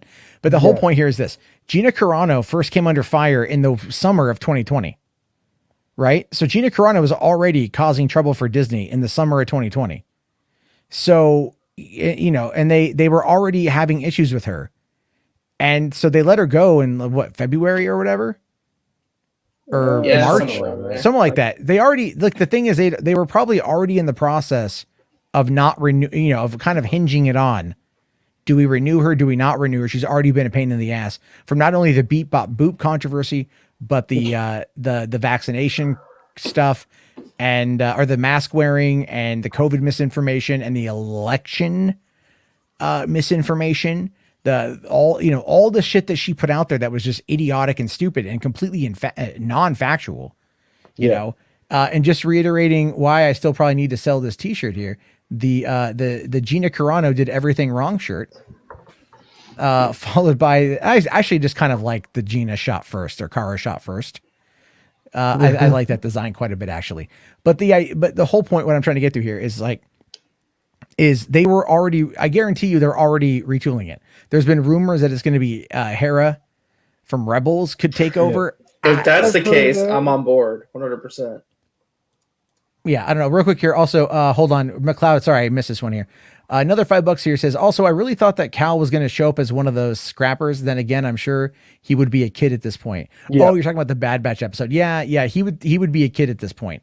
We don't know quite where he is, but I do have a feeling that he is going to very much make an appearance. And I'm just waiting now for the Jedi Fallen Order 2 announcement, which I know they're working on. I was just surprised that like EA was full on rate. Well, then again, EA didn't really have a presence at E3 this year. I was just surprised there was effective radio silence on it. Yeah, they're going to announce when they're closer to like. I'm not saying it's not happening. I'm saying it was just a very, mind you, E3 basically being, gutted effectively with respect to developers and publishers not deciding not to show up. Well, I think, it wasn't so much that they've also had the distancing in years past anyway, like that's fair. Sony didn't show up last year, Xbox didn't show up this year. Xbox did their thing. Everything was all everything was all streams. It was all done, whatever. I will say this though. I have to give it up to Xbox when they did their extended their extended presentation. And, they had, I forget his name, Paris from Gamertag Radio was the host. Okay. Oh yeah, Paris, I know him. Yeah. So here's the thing with that though, right? Like not only did they have a black male hosting it, which was awesome. Paris, and I'll get accused of being woke or whatever. Look, dude, Paris has been running Gamertag Radio for literally years, right? Yeah, he's a huge Xbox guy. Huge Xbox guy. A lot of people love this guy with that is them putting that would be like them putting someone like Star Wars Explained, which is a lot more personality, by the way, but hosting a Star Wars Q&A panel, right? Take into consideration, if you remember back, I mean, I'm not saying it was hosting anything, but if you remember back to Celebration 2019 in Chicago, Star Wars Explained during a live portion, Alex and Molly were brought on stage with Carboni and Andrew. But the point is, they were brought on with the host to break down the Rise of Skywalker trailer. Yeah, I could see them doing, they already developed a relationship with Lucasfilm. I could see them doing something like it again. Oh, absolutely. I mean, never mind. And I'll just say this: I think Alex is interesting. I don't think Molly is interesting at all. Okay. I'm just not a fan of hers. It's mostly because I don't know. Every time I'm watching, I always feel like she doesn't know anything, and he has to explain it to her. I don't know. Maybe that's the dynamic. But I don't know. I just never really care. I like him. I like his reviews of the show because he comes across as genuinely hopeful. But the other part too is with G4 bringing back I don't like Adam Sessler. That's just for a multitude of reasons. That's but bringing in the completionist Gerard. And Austin Creed. Yeah. Well, here's the thing: is I've known Gerard since he worked at Best Buy. I've known Gerard since before he started The Completionist. Yes. Yeah, because I watched his announcement video. You knew him since then? Because what it was is when I lived in LA, my roommate ended up working on a short film that Gerard was in. and they were hanging out one night, and they both ended up coming by my studio, my theater that I worked at, because they were out in the Pasadena area. So we hung out a little bit there. Yep. And then when Gerard was doing the DLC podcast, Wow, that's a little while later with that original guy, Alex, I think his name was. Oh, the guy who originally was his co-host on the Yeah. Greg, that's what it was. Well, I was the one who was hosting the podcast. So I was the one that was putting it up there and for people to download and stuff like that, right? I was doing that back end support for him because he was needing some help and I could do that stuff. So it was funny was the last time I saw him was at the Portland Retro Gaming Expo. He was with Pro Jared and we chit chatted for a few minutes and that was really about it.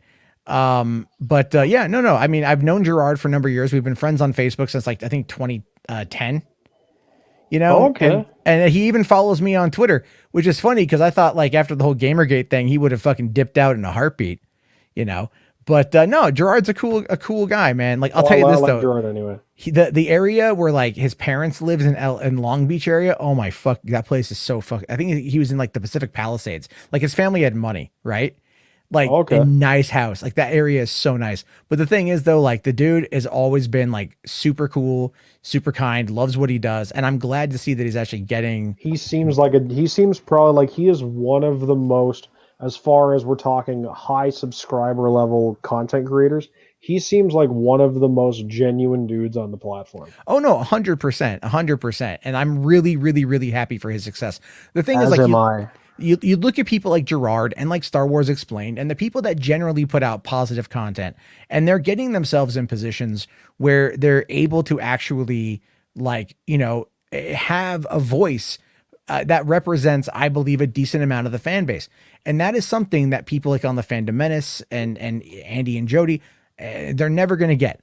They're never going to get. That's why I like Justin over at Eckhart's Ladder, because I think he is probably, the most kind of centrist in that sense, where he's still optimistic about the future.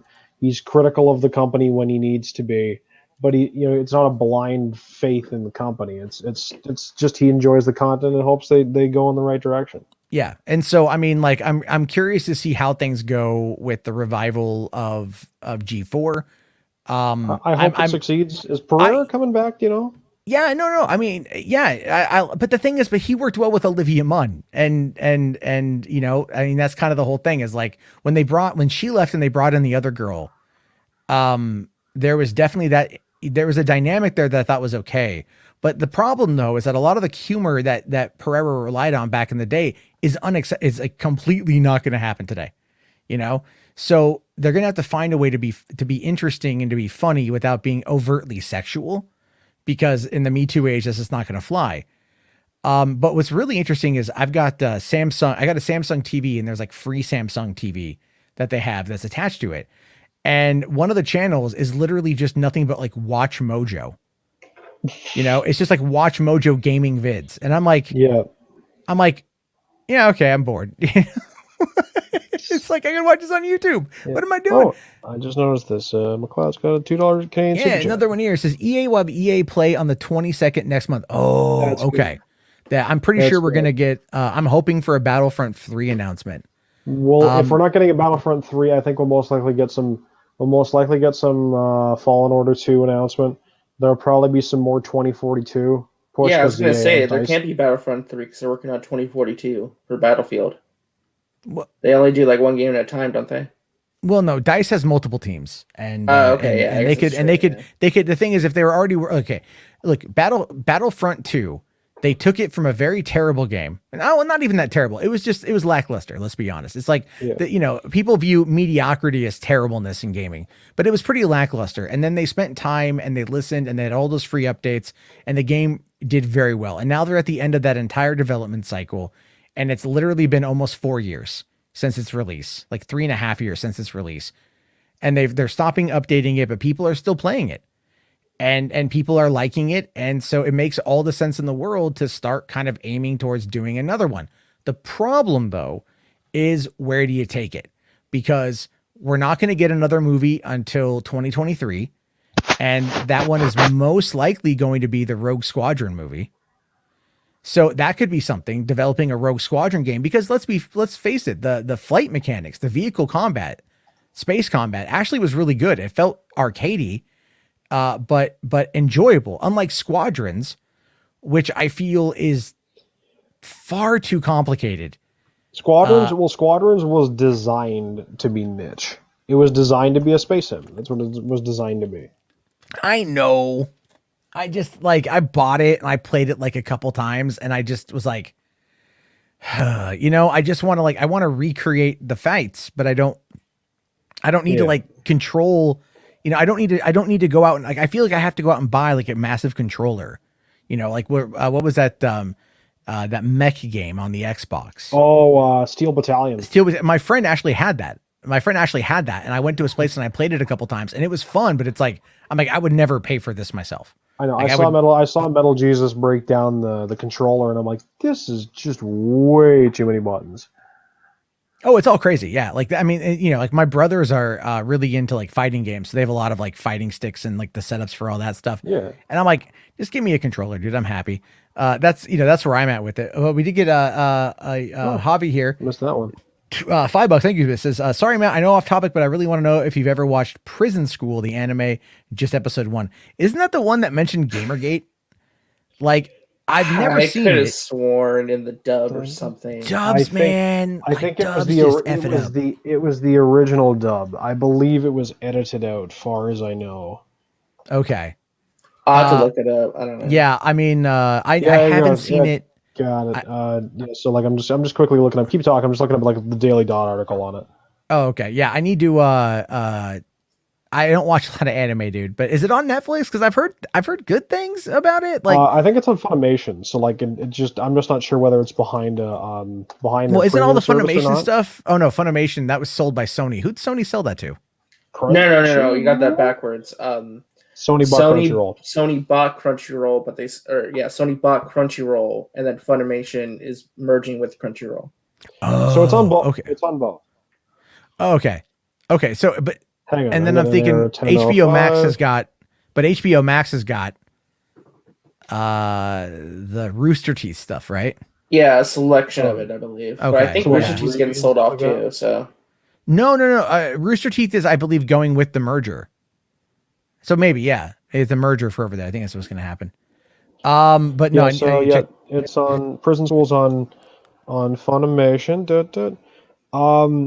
So there was a line. What was it here? I'm just looking for the actual line. Short answer: the actual line is translated by a fan subgroup. Okay, yeah, just keep talking. Okay. Sorry, it's and then McLeod here with the $5 super chat. Thank you. Says, I'm surprised Ubisoft never said anything or revealed anything about Star Wars GE they are making with Lucasfilms. Okay, so here's the thing with that, right? I'm surprised at that myself. It's entirely possible that at the Disney Investor Day later on this year, they're probably going to announce it then. Or potentially Gamescom coming up here, because E3 is massive, but Gamescom is bigger. And do they really make big announcements at Gamescom? And also taking into consideration, Lucasfilm Games was formally announced effectively at the beginning of this year, and they announced that they were working on a game. So I'm like, I'll take into consideration when full-time development began on another big game like Kingdom Hearts 3. That was 6 years from the beginning of full-time development to launch. And it still got cratered pretty hard in a few areas, from my understanding. Nah, that was a good game. I heard it was from what I've been told, it was enjoyable. It was just kind of it just felt. I haven't played any of those games, so I don't know. But here's the thing though is one thing I did read was that the Avatar game that's being done by Ubisoft Massive, the people behind The Division, is actually what opened the door for the Star Wars game to be made by Ubisoft. And I'm like, okay, for one, I think Massive is a good studio. I love The Division, and I really enjoyed, from what I played of The Division 2, I didn't have the time to put in as many hours into it, but I liked it from what I played. And then also it's like, look, you figure these guys are good at making very immersive open world games with, so what is the likelihood of the Star Wars Ubisoft title. Like we can basically look at the lineup of what Ubisoft has, and you can start look. I'll just say it. It's going to be like Assassin's Creed with Star Wars, or I was going to Watch say a Dogs. bounty hunter game. It's or it's going to be something like Watch Dogs with Star Wars. It's going to be something that's going to be very open world. But the thing is, though, it's going to have multiple planets. So so you might have different biomes, like think Destiny. I'm hoping that it's not an MMORPG or an MMO action RPG or whatever. You think it's going to be an online game? I don't know. I Like, I hope mean, look, not. I'm hoping it's just like. They said it's a single player focused game, but that doesn't mean there's not going to be online. yeah, focused game doesn't mean no multiplayer. I mean, look at like, but then again, I'm a little bit worried because like for Watch Dogs Legion, I just feel they like screwed the pooch with that game. so Is it much. out? Like, it came out last November. Yeah. Yeah, it's been out for months. It's $20 right now at Target. You can get it for $20 at Target. I bought it brand new when it came out. I put in a lot of time with it. I haven't beat the game yet. It was a step down from 2. It was a step down from 1. It was a step down from 1. I think 2 was better than 1. 2 is absolutely better than 1. And I loved the first one. But number 3 was just like the gimmick of the Legion was cool, but like the fact that there was no like gun stores or like the customability for your outfits was just terrible. Like the vehicle stuff was pretty bad. They're doing a DLC where they're bringing back Aiden Pierce from the first game and Reg from 2. Yeah, I'm like, look, here's the thing: you give it to me for free, we'll talk. But in the meantime, I'm not giving him any more of my money on that front. Found the quote. So, yeah. Regarding prison school, I found the quote. Okay, yeah, it was just something about Gamergate. It was just one line. It was basically someone, like one of the characters was responding to another character, said, "Do you have a stick up your ass, or are you one of those dumbass Gamergate creep shows?" Yeah, like just what the hell? Was that the dub or was that in subtitles? That was the dub. And then Funimation actually issued a formal response. Well, I remember people got mad at that. Like, I think I probably got mad at that because it's so stupid. It's like, it's the whole notion of this is why, like, I'm not a big fan of dubs because like, it's kind of like why I'm not a fan of watching movies on television because movies on television are edited for format and for time, and they will cut out full plot points of that movie and like just cut it out or like not complete plot points because who cares? It's for television. Like no one's watching this to actively like go, oh, this is the full movie and the full presentation. It's like something that would be, I guess, slightly comparable, like the Trump situation with Home Alone 2. Oh yeah, I don't want them. I'll tell you this: I'm no fan of Trump, but I don't want them editing that part out. I know there's been politically. I think it was just done purely for time. Oh yeah, no. There was. Oh yeah, that's true. Well, that was also in Canada, wasn't it? That was in. Oh, if it was, then that's even funnier. Hold on here. McLeod says, I'm also still miffed they still haven't announced the new Splinter Cell game, especially with Sam Fisher's multiple show-ups in Ghost Recon Wildlands and Breakpoint. Never mind the newly announced animated Splinter Cell show coming to Netflix. Yeah, I think Ubisoft said, just based on their actions, they basically said, yeah, we don't care about Splinter Cell anymore. Well, they don't care about the game, but they care about the brand. Yeah. They like the brand, but they don't want to make a new game. Like, I mean, come on. Look, for the love of God, make another Splinter Cell game. Don't do like that Blacklist shit. All right, make it like Pandora Tomorrow or whatever number 3 was called. And get Michael. Oh my goodness. Splinter Cell 3, like, I mean, I remember like when those games came out, like, holy shit, they pushed the graphical capabilities of the Xbox. I'll tell you that. But like, Chaos Theory? Yeah, it was Chaos Theory. Yeah. Give us something along those lines. Now I want to go play Splinter Cell games again. God damn it. Because that shit's fun. And I will say the asymmetrical multiplayer that they had for Pandora Tomorrow worked real well. That was the one where you had the 2 spies that were in third person, and their objective was to steal material, right? Like a hack stuff. Okay. And then you had 2 mercenaries that were a first person shooter, and they had like heavy machine guns, and they had like gadgets that could like thermal vision and all that stuff. So the thing is though that the spies could like they could cause blackouts, right? They could throw an EMP blast and like take out the lights or whatever in a room. Okay. And it was pretty intense for the multiplayer. It was a lot of fun. And the game was really good too. So I'm like, yeah, like give us more Splinter Cell that's actually more like what the fans want, which is more of the procedural, very stealth oriented. It's got give us the Dark Souls of Splinter Cell. How about that shit? Right? Like so unrelentingly difficult that it just makes people break their controllers. Like, let's just have that. I want to be punished. Okay. I'm a bit of a sadist.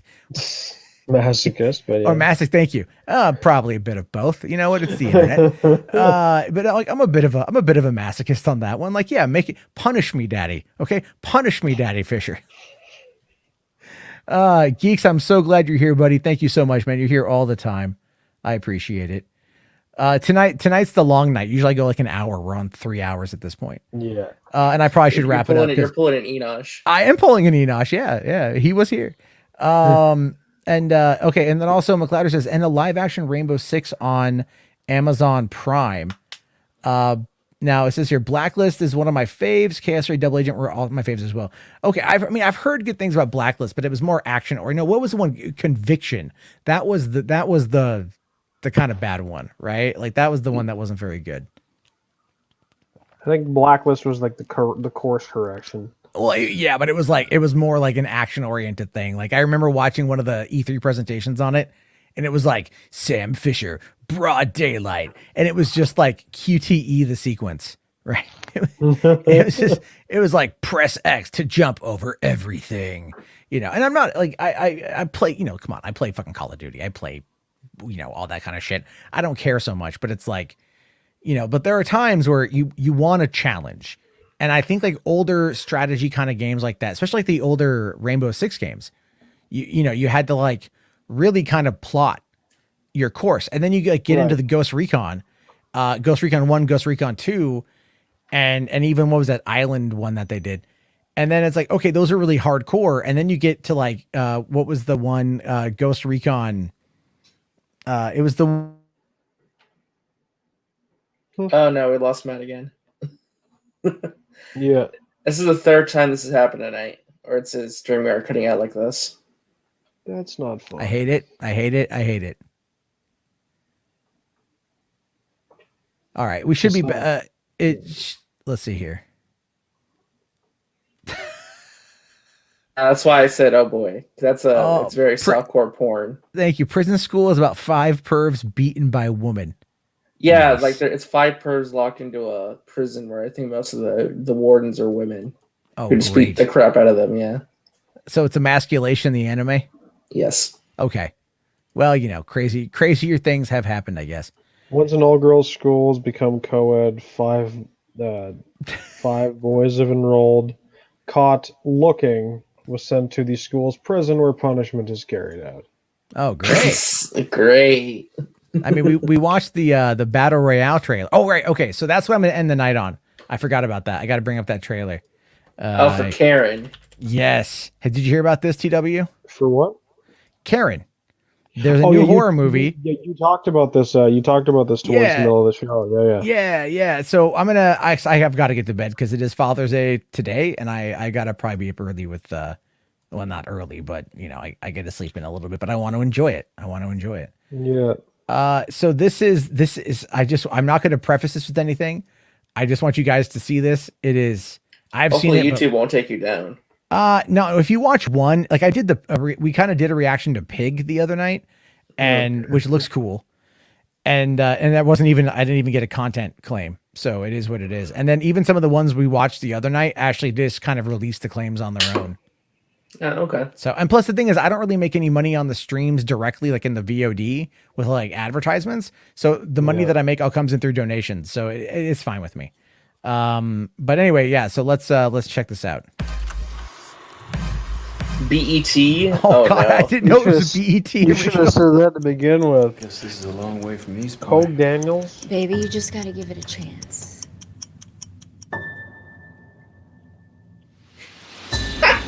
Tell me about your new neighbors. They're black. Do you mind keeping it down? If you don't comply, I'll tell the manager. Somebody's taking home security serious. Hi, I am Karen. I feel like an SNL digital short to you. You need to be taking your trash cans off the curb right when the trash is picked up. Is she nice? Yeah. She's nice. Wait a minute. We have a white entitled neighbor named Karen. Karen. Okay, enjoy yourself. There she is, slaving away in the kitchen. I've come across some very suspecting teenagers. Suspecting? Can you please hurry up? Please, they're very aggressive. Yep. I left my wallet with my ID at home. Leave us alone. We didn't do anything. How the heck did you end up moving to this neighborhood? Next thing you know, we have criminals. You take care of him, and I will take care of her. Would you mind stepping out of the car?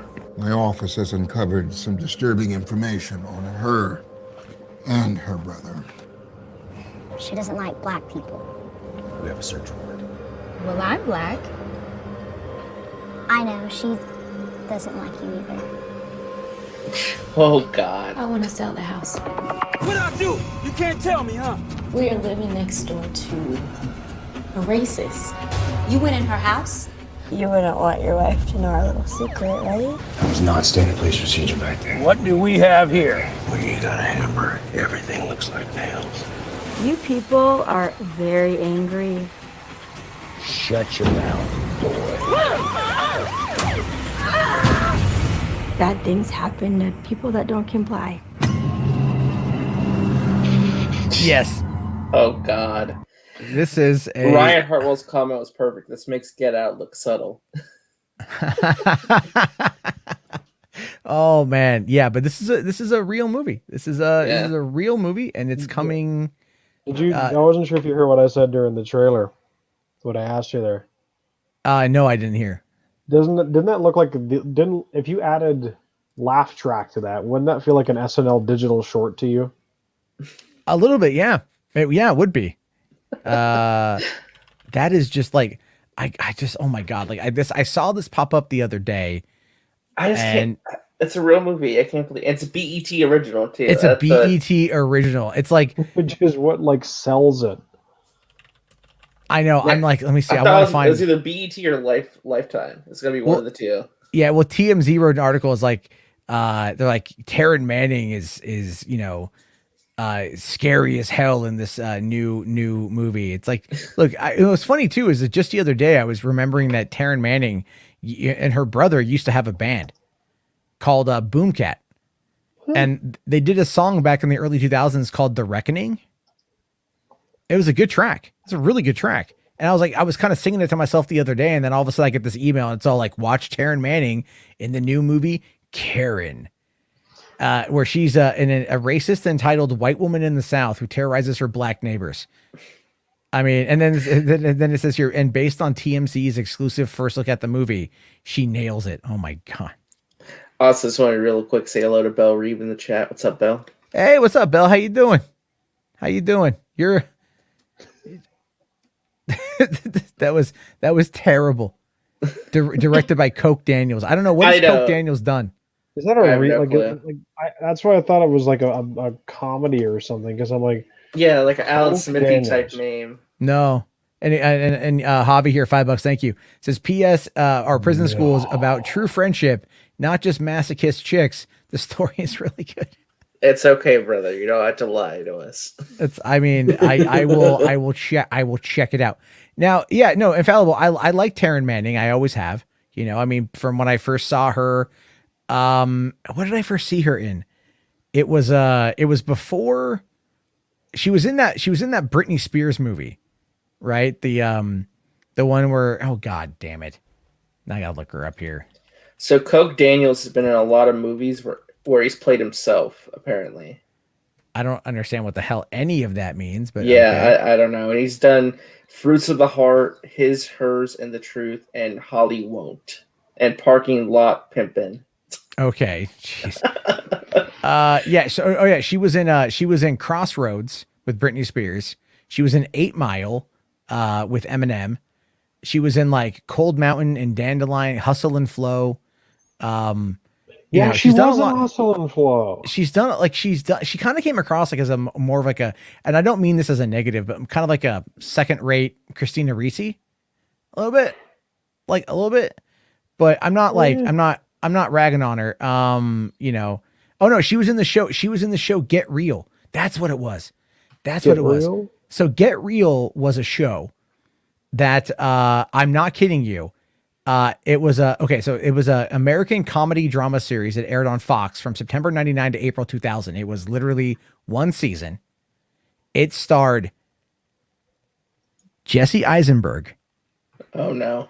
And Anne Hathaway. No way. Yes. And Jesse Eisenberg and Taryn Phillips played his girlfriend in the show. Wow. That's where I saw her originally back in 99. So, it's absolutely, wait, Taryn Manning was mentioned by Gina Carano in an Insta story about what?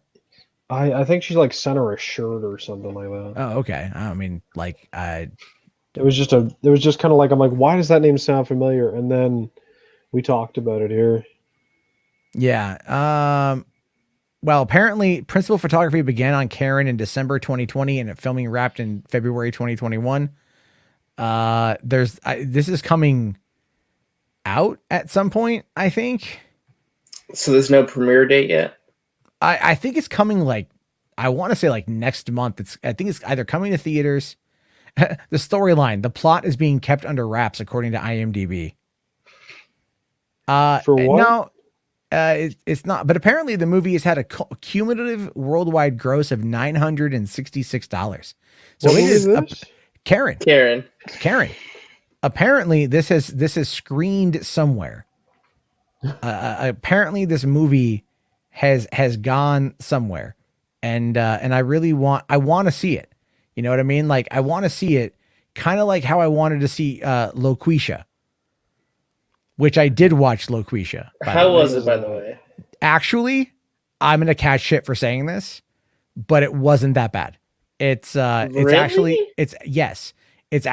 like pretty, like, I'm not saying it's great, but you can tell that like the guy who wrote it and directed it, it's actually kind of it's kind of a sweet story, because like he's trying to not lose his kid, and he needs money, and he ends up like getting this thing, and he's just doing it to like, thinking it's not going to do anything. It's just going to be paid or whatever. And then he ends up getting popular, and of course all the pitfalls that come with it. But like, I'll just spoil the ending of it, because like none of you guys are going to watch it. Yeah, I'm not going to watch it. At the end of the movie, he becomes a dual personality. So he does the first half of his show as himself, offering up advice, right? And then he does the second half of his show as LOKI. So like, because the fans wanted it. The fans want him to be LOKI, And so it's a sweet enough movie. It's just like, I did a review of it, and like I caught a lot of shit for it, but I watched it objectively. It's like, it's a low budget movie. The concept is like, what the hell? What are you doing? What made you? It's like Soul Man. Kind of. See, but that premise should have been like a Twilight Zone episode where the ending is he actually becomes LOKI. That should have been that would have that would have then been like the Rachel Dolezal story, and I don't think the world is ready for that one yet. If there's one movie I want to see, it's Zola. Oh, dude, I remember when that thread dropped. I do too, man. Yeah. I did a full reading of it. I did like it was like 30-minute read of it one time. Boy. Like back when it first dropped, I did it probably terrible. But I want to see how because I don't believe the story. I don't either, but it probably it still seems like it make for a heck of a movie. Well, did you ever hear? Okay, so here's the thing. There's a bunch of times this has happened. There's another story that came out. So for those of you who don't know what Zola is, it's a story of a woman who's a stripper, who ends up like going to Florida with another stripper, and it becomes this like very wild couple day experience. And the thread on Twitter blew up. There was another thread like a couple years later, about a guy who claimed to have bought a car off of a couple cartel guys, and found a kilo of coke that they had left in the car. And he sold them, like he's something where like he ended up taking the cocaine and like ripped off these cartel coke dealers, and it blew up on Twitter. And the guy started getting like literal like death threats from like cartel members in Mexico. I can believe it. So the guy was like, look, it wasn't real. It wasn't real. It wasn't real. I made the whole thing up. It's all just a joke. It's not real. But it's like, where exactly is like, you know, that would have been an interesting movie. You know, and then there's the one, well, goddamn, Reddit. There was a story on Reddit that wasn't real, but it was, it blew up on Reddit. It was called Rome, Sweet Rome. Oh, and it was a story about a group of Marines that end up traveling back in time to ancient Rome and end up like having to like fight a battle there or something. And the story blew up on Reddit and like it was optioned for a movie, but as far as I know, it never went anywhere. Huh. So it's like, there's a lot of weird things that pop up out of the internet and end up never going anywhere. In fact, I'm going to show you guys this one thing. And I'm going to tell you about it. Yeah, hold on. I want to find this image. So, it's based on a drawing. If I could find it here, let me find the larger version of it. Okay. There we go. So, and it's, believe it or not, this is probably one of the coolest, images I've ever seen on the internet. And it's, you guys have probably seen it too. You guys ever seen this image? Yes. No, I've not seen this before. I love it. I've seen like this, and I think a couple other things from the same artist. I love this little image. Oh, it's fantastic. I've seen variations on it for years. Yeah, but this specific one, I mean, this is a wallpaper, and I'm sure, but you know, this specific image has been it's been optioned to be a movie. This image was optioned. I could see this little being teddy bear fighting a monster. Yeah, like your stuffed animals. Yeah, exactly. Guess who has the option rights to it? J.J. Or Abrams? at least did. I don't know if they still have them anymore. Netflix? No. Nope. Disney? Nope. I'll give you one more guess. Warner Brothers? No, it's a person. It's a person who has it. Oh, okay. Oh, Ryan Johnson? No. Who? Dwayne The Rock Johnson. Huh. Really? Dwayne The Rock Johnson optioned this image, bought the movie rights to this image a long time ago. And as far as I know, nothing has ever been done with it. I could see this being like a Metroidvania. I get you. Well, I mean, yeah, if you're doing it as a video game. That's what I'm saying, like as a game. But it's like, but the concept is so cool because it gets everyone's mind working. Yes. You know? And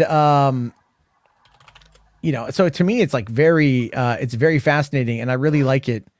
Yeah, so here we go. This article is, by the way, from 2013. So 8 years ago is when Dwayne Johnson acquired the rights.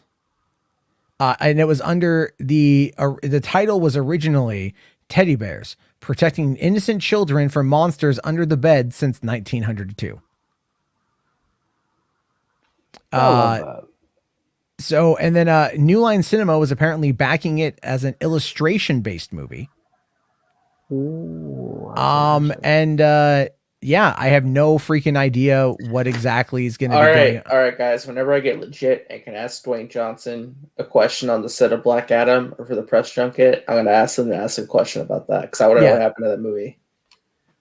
Well, yeah. And Yvonne here says Cat's Eye, very similar to Cat's Eye, at least the one where the cat fights the goblin, or the troll, whatever it was. So that would actually make an amazing movie, like stuffed animals at night, like fighting off like evil nightmare monsters. Like an awesome premise.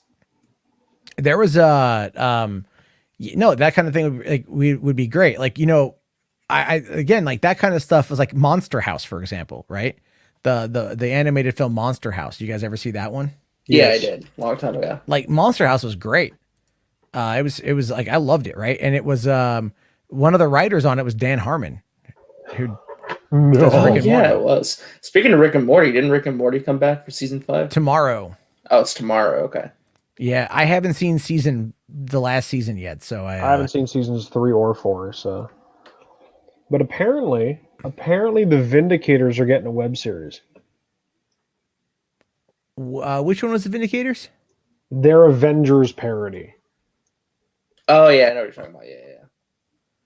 Oh, right. Yeah. Sorry. I had to think about that for a second. Yes, they are.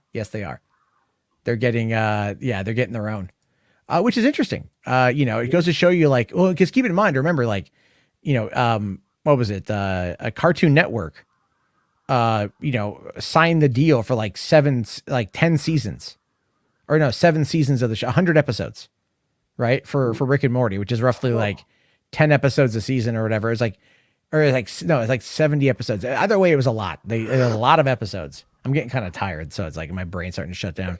Me too. But no, so, I mean, they're clearly wanting to back the property, but like, given how slow these things kind of roll out, like, I think that does have an impact on the brand.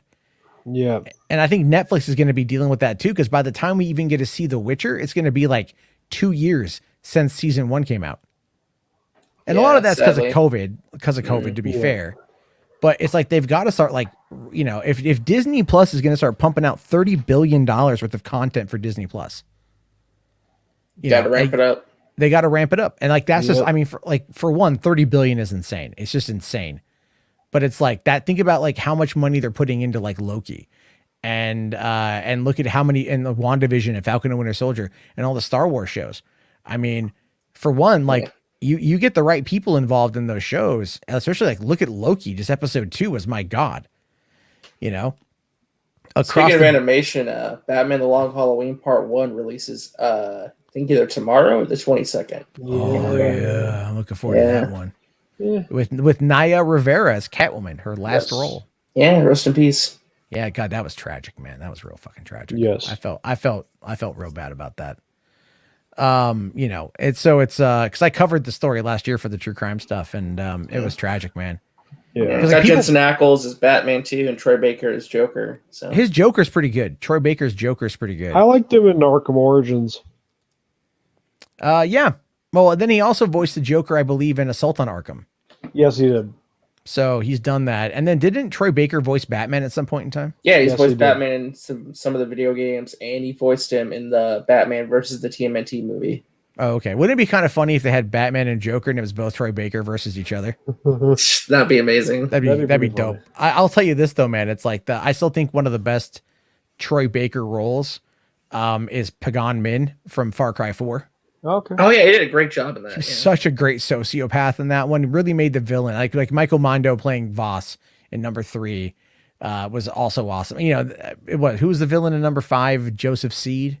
Yeah, the religious cult leader. Yeah. Yeah, I just got done playing Far Cry New Dawn. I just beat that I'm excited recently. for Far Cry 6. Giancarlo Esposito as the villain. Yeah. Oh hell yeah, dude. Giancarlo, man. That's like, I can't wait for that. It's gonna be like, oh look, he's Gus Fring, just with a thicker accent. Yeah. Cool. And I need to watch Better Call Saul because apparently Gus is in that. So I've seen neither Better Call Saul nor El Camino. Oh, okay. El Camino is legitimately great. Like, El Camino was really good. It's a perfect epilogue. It is a great epilogue. I mean, like, Jesse Plemons clearly gained like 40 pounds in between the ending of when they shot the ending of Breaking Bad versus El Camino. But Todd is such an interesting character, and he plays a big part in that. Okay. And then also the ending of El Camino was great. And it was also Robert Forster's, I think, last role before he passed away. Oh. And the thing is though, you get to meet Robert Forster in the second half of season 5. And he's great in the second half of season 5 of Breaking Bad. So I haven't seen Better Call Saul, so I'm definitely behind on that. But Breaking Bad is great. Yeah. I mean, like, it really is. So, I mean, El Camino was a really solid film for me. I really loved it. Yeah. And then Peter Rabbit's Defender here says El Camino is legit. Ryan Hartwell says Better Call Saul is a great show, period. Kira does say that Troy Baker was great as Booker DeWitt. And I liked him as Booker. Yeah, he was good as Booker. And then Young Ocelot also. He was good as Young Ocelot, yeah. And then I liked him as obviously Joel in By the way, Rainbow the Gamer was asking if you're going to review the Marvel What If series. Yeah, you know what? Here's the thing. I'm hoping to review shit. I watch it, but I don't always, like RJ and I are we're trying to do the conversations about Loki. Yeah, every week. So we did this one the other day. But I will say this though, I think we should hold off until like the next afternoon to do it. For this next week, only because it's like I want to have more info because there was so much stuff that we for one didn't talk about, and then there were like other things that popped up that were like, oh shit, we could have probably talked about that, and also the fact like everyone else is dropping their videos at that time as well, so like the second episode got less views than the first one that we did. So yeah, it's the weird thing with covering weekly shows. Like you have to find the right time. You also make sure like you have all the right information too going into it that you want to talk about. Yeah. You know? I know that's why it's like okay, it's like it's kind of you can do your instant reaction to something and then come back later on for like the more long form discussion, which is something that I really enjoy. RJ and I have a great time talking about it. Yeah, absolutely. And so I want to keep doing it because I'm like so hooked on like what's gonna happen next, and it's like. That and like I do want to do Bad Batch, but I'm thinking like maybe I'll just do a series like a season recap. Yeah, and if you do one, I'll come on and we can talk about that. Okay, because no, Bad Batch is like that's been excellent. Like I love this episode. I know we kind of like jumped back around to it, but I really loved how ruthless Crosshair was. As we said, I thought the animation was fantastic. The use of lighting was great, and it was a really intense episode. And then even the episode before that too, with like Wrecker going after Omega. And how that was kind of like very much monster-esque, like, and it was like they've done so much with that show in only a few episodes. And the last thought on Bad Batch, and I think we'll probably wrap on this. Would be probably for me was the kind of it wasn't really a twist, but like interesting to find out that the Kaminoans were the ones who hired the bounty hunters. Yeah, but like they're trying to get Omega somewhere. We just don't know where yet. Yeah. So that's going to be something pretty fascinating on that one. But yes, on that note, it's been 3 hours and 31 minutes. My voice is shot. I have to pee. And but I appreciate this has been a fun conversation. We've gone the gamut of just so much stuff tonight. It's been insane. Yes. And smorgasbord of discussion. Completely. Geek Prime here at the very end asking, does Star Wars need Gina Carano? No. I mean, look, I like Cara Dune, but obviously she's made no mistakes. actor is bigger than a franchise. Well, yeah, as actors are now learning. Anthony Mackie was right again. So anyway, yeah, Ryan Harwell here saying, good night, everybody. Damn straight. Everyone get to sleep. I'm going to go spend tomorrow with my kids. I'll be back on tomorrow night for another, definitely not as long stream, but I'll be back on tomorrow night. Thank you very much, RJ and CW for coming on. And thanks to Enosh and the Poindexter Lounge for coming in from a hot tub. Yeah. Yeah. Although I'm pretty sure he's not the only, he might be the only thing that's come in that hot tub. But anyway. Steam fried semen. Anyway, I'm going to bed. All right, everyone. Thank you very much.